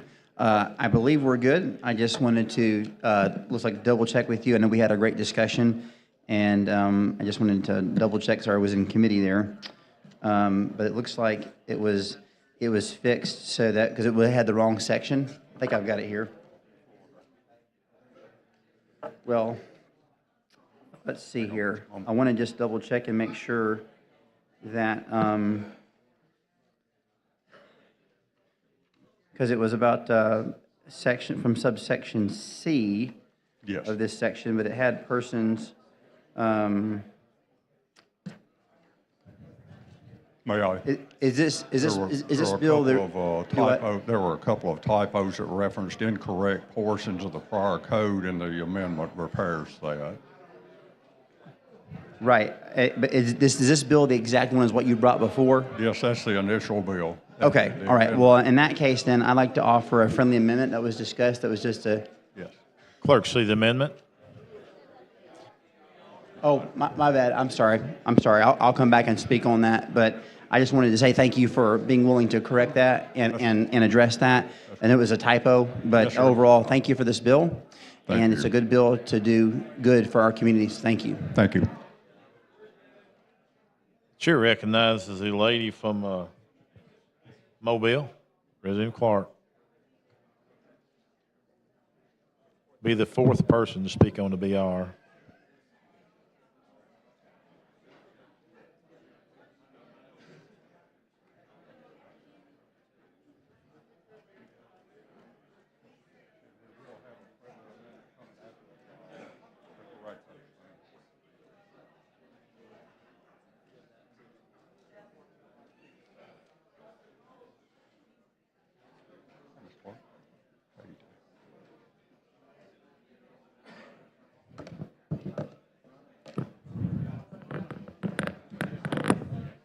Thank you, Mr. Speaker.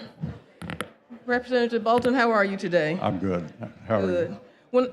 As I was listening, I thought that this bill sounded very familiar. Yes, ma'am. Are you familiar with the bill we passed earlier? The 392. Was that Representative Almond's bill? Yes, ma'am. So how does your bill differ from this? Oh, mine is very, what I call surgically targeted, strictly people that are in the country illegally, where 392 adopted the entire federal prohibition code. But I think she addressed this. In her bill, it It's in her says, bill. under existing federal law, a person may not possess a firearm under any of the following conditions. And the fifth condition that she has listed here says the person is an alien that is illegally or unlawfully present in the United States. Yes, ma'am, that's correct. So does that not cover? It covers this. This bill, I filed mine prior to hers, and I actually worked with our district attorney, are friends, and I actually worked with his to make sure we got this particular thing included in his bill in case one stalled and one moved. So what do we do in a case like that where you're covering the same thing? And I understand what you what I mean. will It's do- not unusual for more than one member That's to correct, introduce a yeah. bill that covers the same issue. Yeah, at this point in time, 392 cleared committee today, this morning, and if 392 is signed into law, we will withdraw this bill later. We will withdraw it in the Senate. Okay, just want you to know that some of us pay attention. Yes, ma'am, and I appreciate that. Thank you very That's how much. this Thank you, amendment Mr. came Speaker. along. Thank you.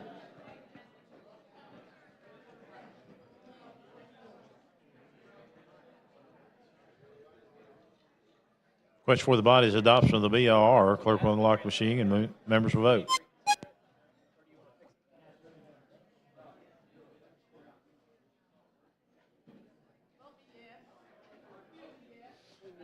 Clerk will lock the machine, record the votes, 99 ayes, 0 nays. BR has been adopted. Representative Bolton. And, yes, sir. Chair recognizes a lady from Madison.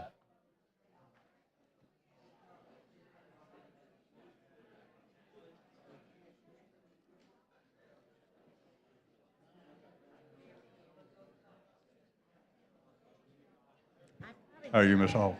Thank you. How are you? You know, I probably needed to wait till after the amendment, but I wanted to thank you, Mr. Speaker. One, the lady before answered one of my questions. There Yes, was ma'am. another bill, 392. Yes, ma'am. That covered the same It did. thing. So we took care of and also the word alien. You know, I taught science, so when Yes. I think of alien, I think of somebody from outer space. You know, somebody. So that would use that. The other word, so there are two, I looked for the definition, said a foreigner who's not naturalized when they're living in this country, or not a citizen when they're living. So I wonder, why do we keep using aliens as a person, as opposed to using the term or a foreigner who is not naturalized? Yes, ma'am. You know, I'm not certain. What we did is we imported 18 U.S. Code 922, Right. section G, and that's the way it was written. And it uses alien Yes, too. ma'am. And I just, we talk more about being more personal as we refer to people. It Yes. just seems to be amazing. But I think what I want to do is wait to see what the amendment is going to be. Yes, ma'am. It was there was an incorrect reference to a section in the prior code. What happened when we drafted it, it referenced section C, which made the bill invalid. And It made the bill what? it would have made the bill invalid if we had gone with it like it was, so because it had an incorrect code reference. So we have cured that. We've corrected that. So that's what the amendment is going Yes, to be? yes, ma'am. Do you have a copy of it there? I do, yes, ma'am. Thank you. Yes, ma'am.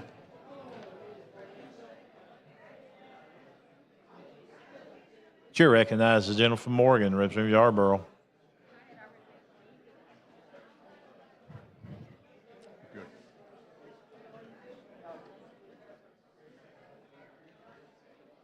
Thank you, Mr. Speaker. I'd like to offer a friendly amendment. Clerk, see the amendment. Amendment to House Bill number 64 by Representative Yarborough. Representative Yarborough, will you care to explain your amendment? Yes, sir. What this amendment does, it just corrects what you were just saying, an improper reference to Section C versus D of the code. And so it's just a typo. That's all it is. That's all it does. You've heard the explanation for the amendment. Sponsor view it as a friendly amendment. Yes. The sponsor does view it as a friendly amendment. Clerk will unlock the machine and the members will vote.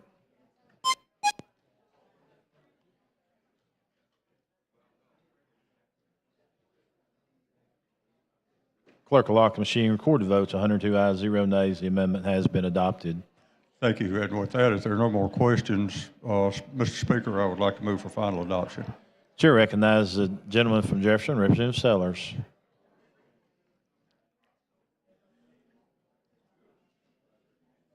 Thank you, Mr. Speaker. With How are you, Representative? I am in support Yes, sir. But I did have a thought. So your bill addresses illegal immigrants. Yes, sir. Just a thought. While we circle around these domestic weapons of mass destruction, let's think about developing a real crime plan that can be effective in the rural as well as in urban. And I think that there are several components as we're thinking about how do we affect crime, how do we bring down illegal guns. Yes. I think there are some components that we need to explore through community policing, through intelligence with law enforcement, through social services, religious communities. Let's affect change, real change, to bring crime down within our communities and not be post-crime advocates. Yes, sir. But let's work on the front end. Yes, sir. Thank you. Chair thanks the gentleman. The question for the body now is final passage of HB 64. Clerk will unlock the machine and members will vote.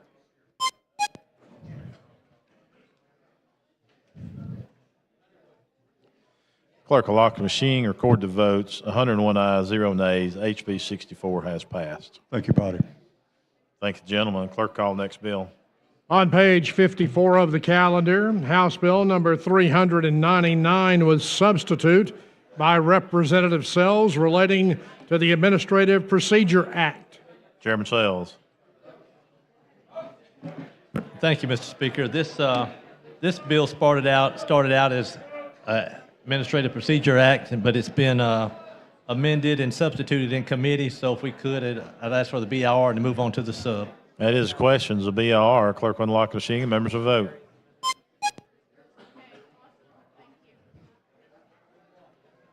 Clerk will lock the machine, record the vote. 102 ayes, 0 nays.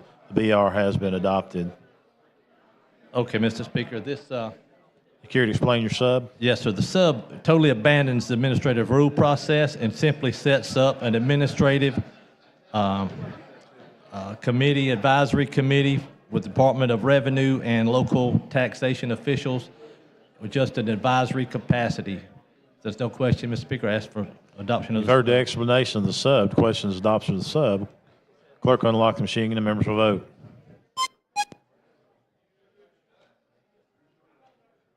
Clerk will lock the machines.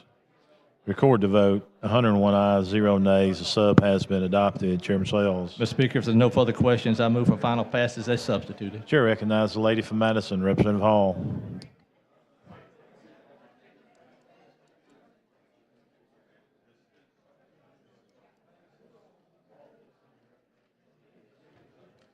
Thank you.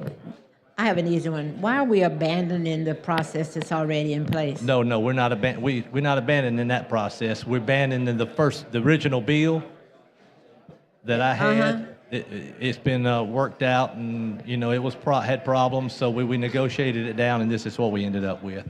So we're not messing with the Administrative Rule Act at all.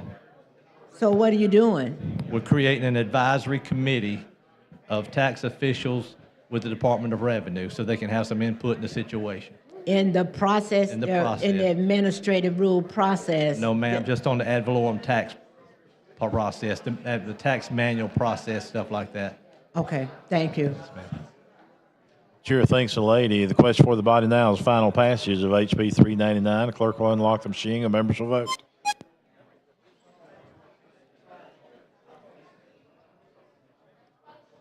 Clerk will lock the machine, record the votes. 100 ayes, 0 nays. HB 399 has passed. Thank you, Mr. Speaker. Thank you, gentlemen. Clerk, call next bill. On page 43 of the calendar, House Bill number 371 by Representative Keel relating to retirement benefits. Representative Keel are recognized. Thank you, Mr. Speaker. Employees who participate in RSA can currently have their pensions garnished.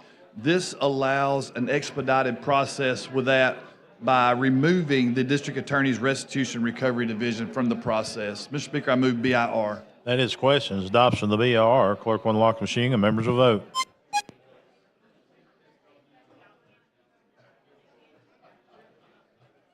Clerk will lock the machines. Record the vote.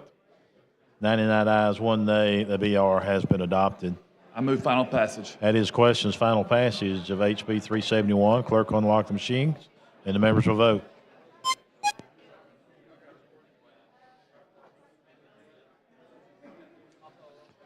Clerk will lock the machine, record the votes. 98 ayes, 1 nay. HB 371 has passed. Thank you, Mr. Speaker. Thank you, gentlemen. Clerk, call next bill. On page 28 of the calendar, House Bill number 304 by Representative Rafferty relating to alcoholic beverages. Representative Rafferty, you're recognized. All right. Thank you for the recognition, Mr. Speaker.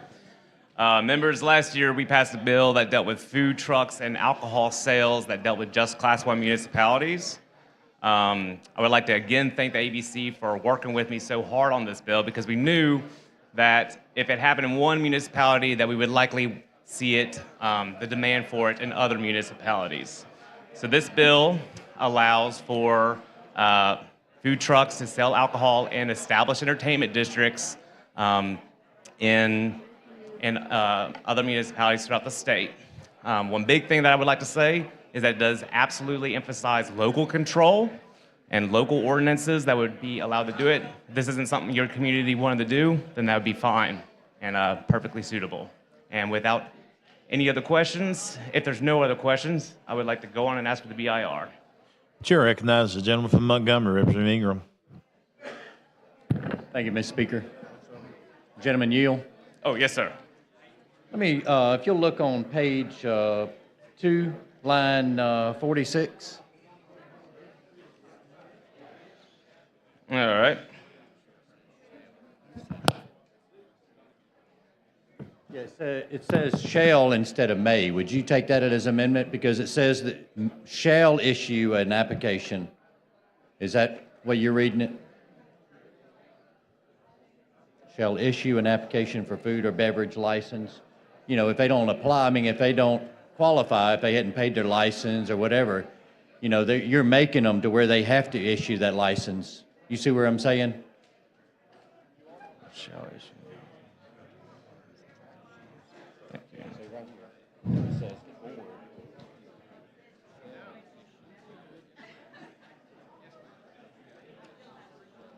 If they meet the criteria for it,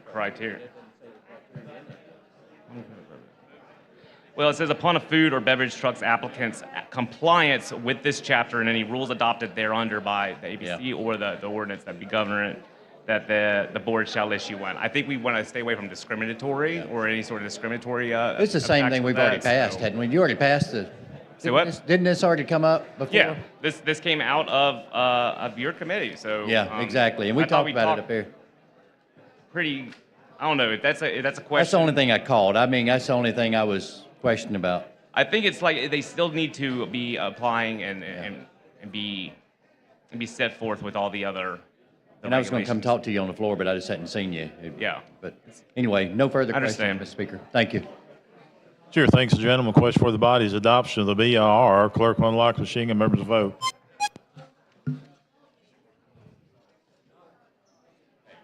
Clerk will lock the machine. Record the votes. 77 ayes, 13 nays. HB 304's BIR has been adopted. All right, Representative Mr. Rafferty. Speaker, I have a floor amendment to. Clerk, see the amendment. Amendment to House Bill number 304 by Representative Rafferty. Representative Rafferty, you care to explain your amendment? Absolutely. So in order to be in compliant with the liquor liability laws, this would require food trucks who were selling alcohol in entertainment districts to have security cameras. This is to provide them, like I said, prevention for liability. So if they can see customers that they're serving, and if that customer gets in a wreck or something along those lines, it would be the same as a brick and mortar restaurant or bar in that regard. So. You've heard the explanation of the floor amendment. Clerk will unlock the machine and record the votes.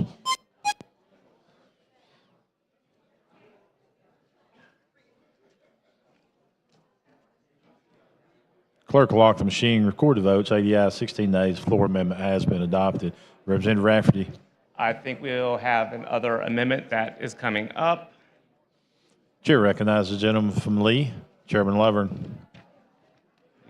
Thank you, Mr. Speaker, and thank you, Mr. Rafferty, for working with us. We had a couple things we want to make sure that if we're going to do this, it aligns with the requirements for our brick and mortar people and doesn't put them at a disadvantage. And also that surveillance helps. We did a lot of work with insurance, dealing with alcohol issues, and just want to make sure we have those protections not only for the business owner but for the consumer and other consumers, other businesses out there. And I want to offer this amendment that will put up another layer of protection for our existing bricks and mortar where these trucks can't be set up within 150 feet of an existing brick and mortar that serves alcohol. So I would offer that amendment. All right. Clerk, see the amendment.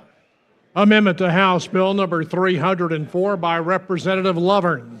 Heard the explanation of the amendment. Sponsor receive it as a friendly amendment. So I'm not exactly friendly. Like this bill really does this bill really does emphasize local control and making sure that local municipalities are able to regulate that kind of thing. I would say that not every entertainment district is built the same. So while it's, but I do welcome an up and down vote out of respect for the body. So I'm happy to let the, I don't want to table it or anything like that. I want to go on and just. Yeah, you've heard the sponsor appeal on the amendment. Clerk will unlock the machine and the members will vote.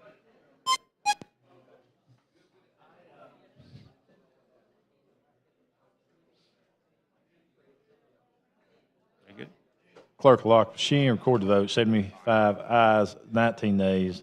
The amendment is adopted. All right. Representative Rafferty. Thank you.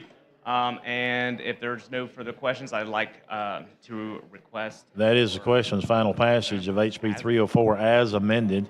Clerk will unlock the machine and members will vote.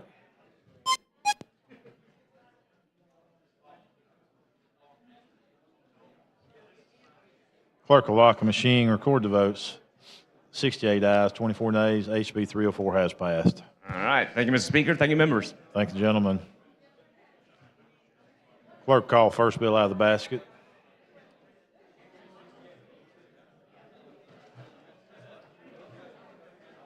Message from the Senate. Mr. Speaker, the Senate has amended as therein shown and as amended has passed the following House bill and returned same herewith to the House of Representatives. House Bill number 68 relating to state employee travel expenses. Chairman Shedd. Thank you, Mr. Speaker. As many of you may remember, when I had this bill, that the DECA was the agency that we were trying to help to have their employees reimbursed on certain situations for actual expenses other than per diem. And then many of you wanted to add everybody of the other agencies of the state. So that's what happened in the Senate. The Senate substituted the bill to add all the other agencies in the state. And there's a lot of guardrails that were put in effect. For example, the Department of Finance will be writing rules to make sure we don't have any problems with it.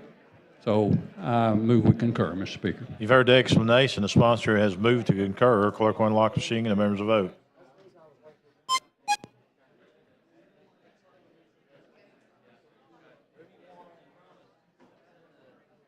Clerk will lock the machine, record the vote. 101 ayes, 0 nays. The bill has been concurred. Thank you, ladies and gentlemen of the House. Clerk, call the next bill out of the basket, HB 13.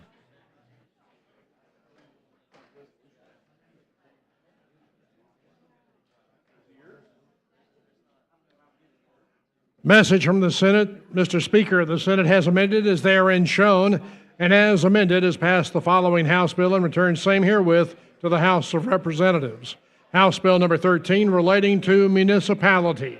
Representative England. Thank you for the recognition. We're still, Senate amended, this is a municipal option bill. We're still trying to work a couple of differences out. So at this point, I want to move to non-concur. And appoint a conference committee.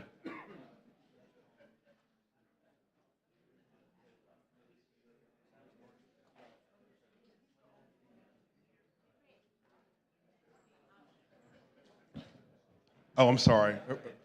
Representative Hall wants me to do some more talking. I will comply. I think we've already agreed to non-concur. Okay. I'm sorry, Representative Hall. I'll come and personally explain it to you. So the conference committee will be Chairman Lovern, Chairman Hill, and Representative England. All right. Thank you. Thank you.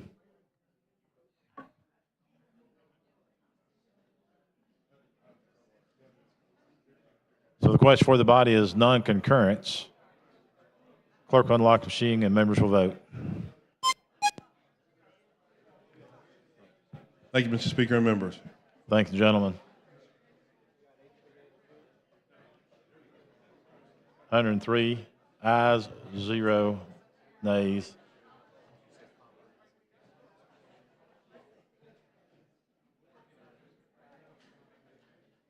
The conferees again will be Chairman Lovern, Chairman Hill, and Representative England. Clerk, call HB 82 out of the basket. Message from the Senate. Mr. Speaker, the Senate has amended as therein shown, and as amended has passed the following House bill and returned same herewith to the House of Representatives. House Bill number 82 relating to crimes and offenses. Move to non-concur. Sponsor would like to non-concur. Clerk unlock the machine and members will vote.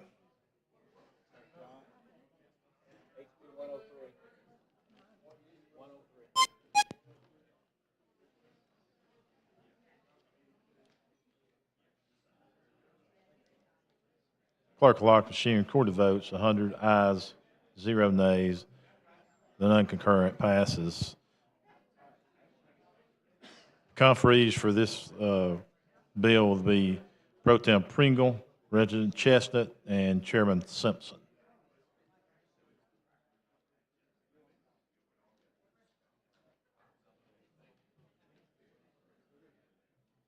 Clerk, call HB 103 out of the basket. Message from the Senate. Mr. Speaker, the Senate has amended as therein shown, and as amended has passed the following House bill and returned same herewith to the House of Representatives. House Bill number 103 relating to public education employee sick leave. Chairman Baker. Thank you so much, Mr. Speaker. Members, this is the bill, a sick leave adoption bill that allowed public education employees to use sick leave to attend to an adopted child. We did have an amendment in the Senate to clean up a little bit of what we had here in the House. And what that amendment will do, it says nothing in this section shall permit an employee to use sick leave that he or she has not earned or has not been donated. I do concur with this amendment. You've heard the explanation of the change, and the sponsor wishes to concur. Clerk unlock the machine, and the members will vote.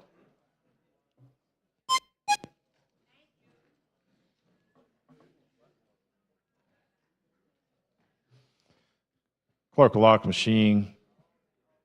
Members voted 103 ayes, 0 nays. HB 103 has passed. Thank you, Mr. Speaker and members. Clerk call HB 4 out of the basket. Message from the Senate. Mr. Speaker, the Senate has amended and therein shown, and as amended has passed the following House bill and returned same herewith to the House of Representatives. Representative Chestnut. Yes, there were only technical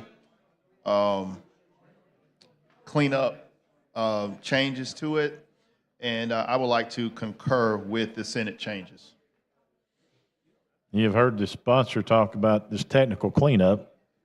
Representative Hall from Madison, you're recognized.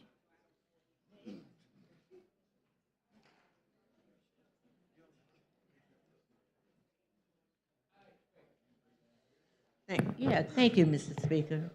I don't know what you're talking about when you say technical cleanups. What does that mean? Okay, so on page number 2 of the bill, the Senate substitute actually, only thing that was done, I actually did this myself up in the Senate in the committee.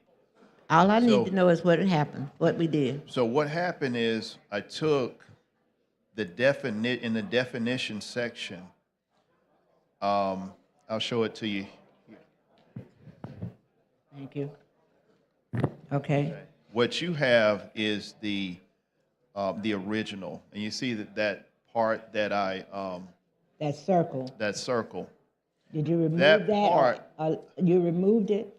I removed it and put it down in the definition of number 2, which is voluntarily, because it fits there better. And Okay. so now it says in number 2 on voluntary, the term shall include, but not be limited to, the receiving by any individual as a result of a free will decision of that individual. So that's what was taken and inserted down into the definition of voluntarily. Hold on just a moment. The term does not include any device used in it. You're adding this to the voluntary, That's on there too, yes. so you're adding this whole section. You're That adding. circle Right. to the definition of voluntarily. So at the end of coercion, then you begin, the term does not include any device used in diagnosis, monitoring, treatment, et cetera, et cetera. Correct. Okay, all right. And that's the only change. Thank you. I appreciate it. Chair thanks the I lady. think that's more than technical, though. Thank you. Okay. It cleans it up. The sponsor wants to concur. Clerk will unlock machine and members will vote.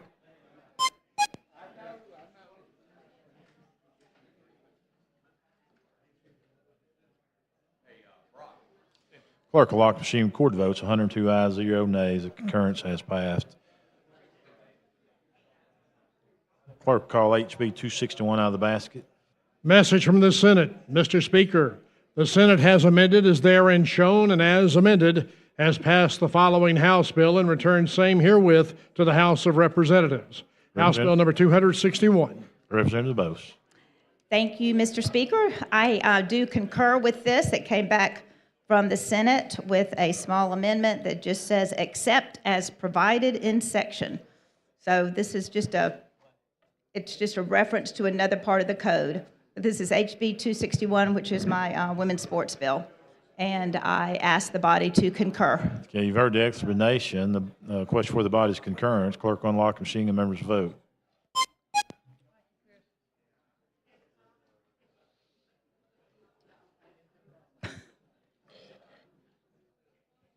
Clerk will lock the machine, record the votes. 93 ayes, 4 nays. HB 261 Thank you. is passed. Thank you. Clerk call Senate Bill 9 out of the basket. Senate Bill 14. Message from the Senate. Mr. Speaker, the Senate has received the accompanying message from Her Excellency the Governor, proposing an amendment to Senate Bill number 14, said governor's message being in words and figures as follows to wit, ladies and gentlemen, enclosed plea find a message from the governor returning Senate Bill 14 without the governor's signature and with a proposed executive amendment respectfully submitted, William G. Parker, Jr., General Counsel. Representative Holtz, you're recognized. Thank you, Mr. Speaker. I move to concur with the changes of this bill. Basically, what it does is it adds some additional exemptions. This was relating to the court costs being waived when individuals were filing for a protective order. And now it also includes no court cost being assessed for filing, issuance, registration, modification, enforcement, dismissal, withdrawal, or service of a protection order or a petition for protection order under this chapter. Also, that they will not be assessed for the issuance of a witness subpoena under this chapter, and that court and costs and fees may be assessed against the defendant at the discretion of the court. You've heard the explanation of the change. The sponsor wishes to concur. Clerk unlock machine and members vote.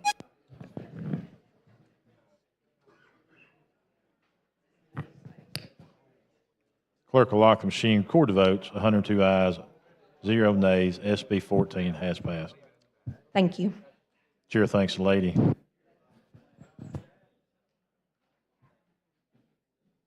Clerk call Senate Bill 9 out of the basket. Message from the Senate. Mr. Speaker, The Senate has received the accompanying message from Her Excellency the Governor, proposing an amendment to Senate Bill Number 9, said Governor's message being in words and figures as follows to wit. Ladies and gentlemen, please find a message from the Governor returning Senate Bill Number 9 without the Governor's signature and with a proposed executive amendment. Respectfully submitted, William G. Parker, Jr., General Counsel. Chairman Simpson, you're recognized. Thank you, Mr. Speaker. The executive amendment on this just takes some language out that concerned legislative intent. We've spoken with the Senate sponsor, we've spoken with the Secretary of State and the Governor's office, and I ask the body concur.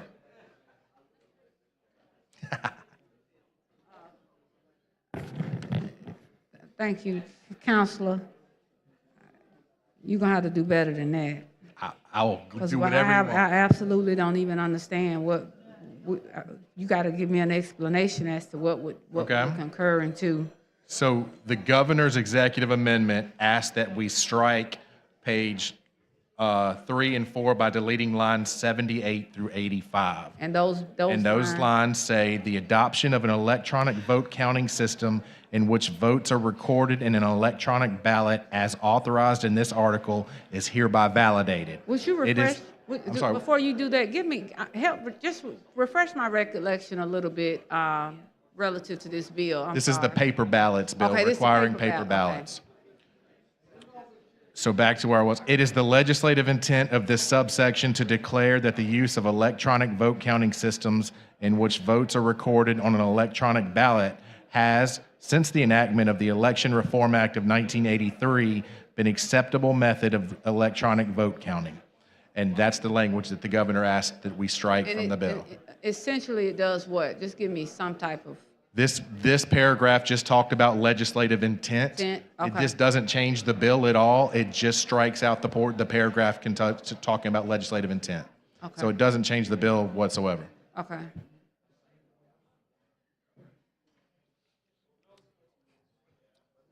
The sponsor would like to concur. Clerk on the lock machine and members will vote.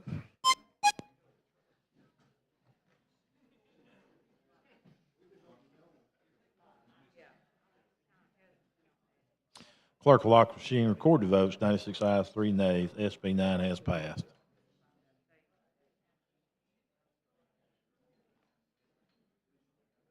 Chair recognizes Representative Keel for a moment of personal privilege for a timely resolution. Thank you, Mr. Speaker. I move we suspend the rules for a timely resolution. All those in favor say aye. Representative Keel. Resolution honors Tharptown High School. They were the runner-up in the National American Rocketry Challenge, so they were number 2 in the United States. And so this joint resolution will honor them. Move passage. Clerk, see the resolution. You've heard the explanation. House resolution by Representative Keel. All those in favor say aye. Any opposed? The resolution is passed. Thank you, Mr. Speaker. Thank you, gentlemen.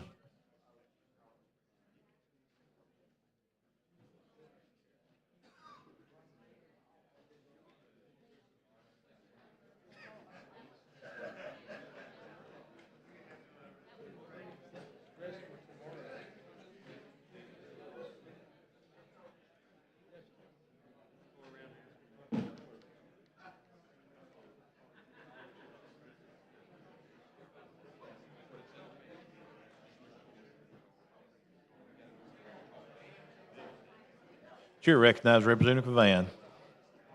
Thank you, Mr. Speaker. At this time, I would ask for you to recall HB 289 for an amendment. For a motion to reconsider. Excuse me, I'm sorry, motion to reconsider HB 289. All those in favor say aye. Any opposed?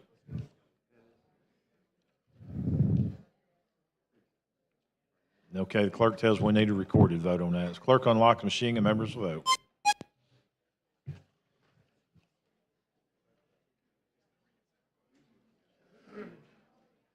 Clerk will lock the machine, record the vote. 99 ayes, 2 nays. The motion to reconsider prevails.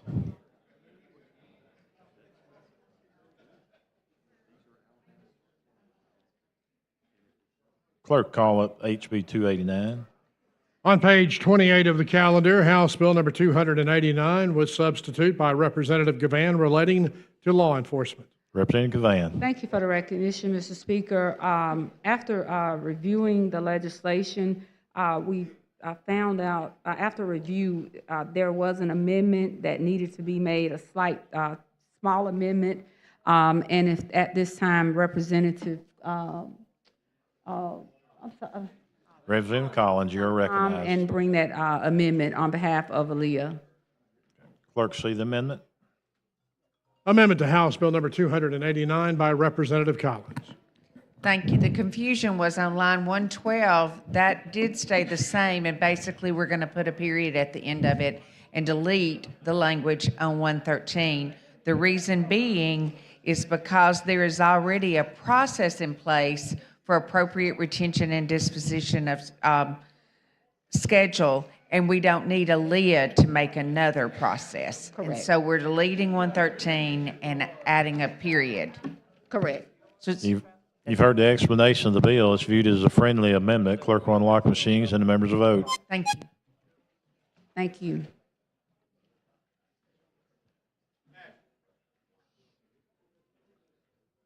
Clerk will lock the machine, record the vote. 101 ayes, 2 nays. The amendment has passed. Representative Gavan. Thank you, Mr. Speaker, and members, at the appropriate time, and I'm assuming this is the appropriate time, I move for final passage again of HB 289. It is the As appropriate amendment. time. Clerk will unlock the machine and the members will vote.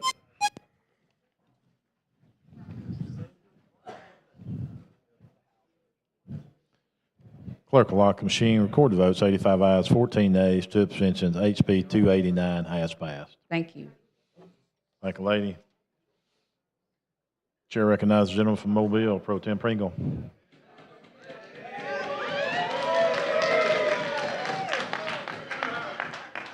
I vote we stay.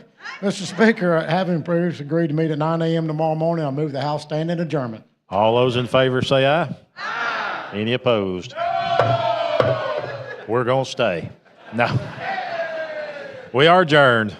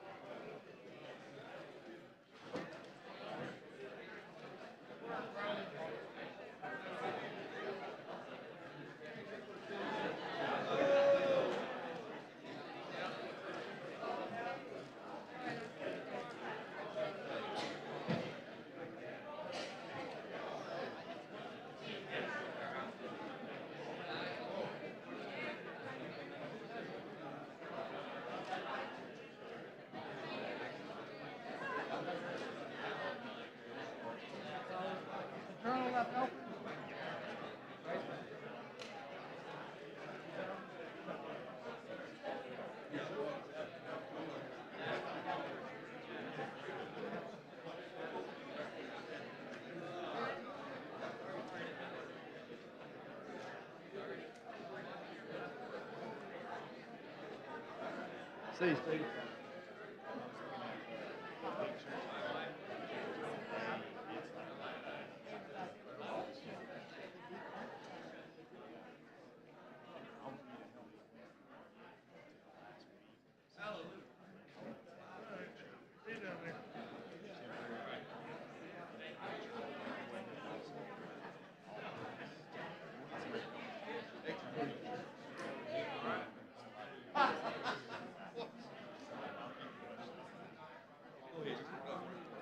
Yes, sir. Yes, sir.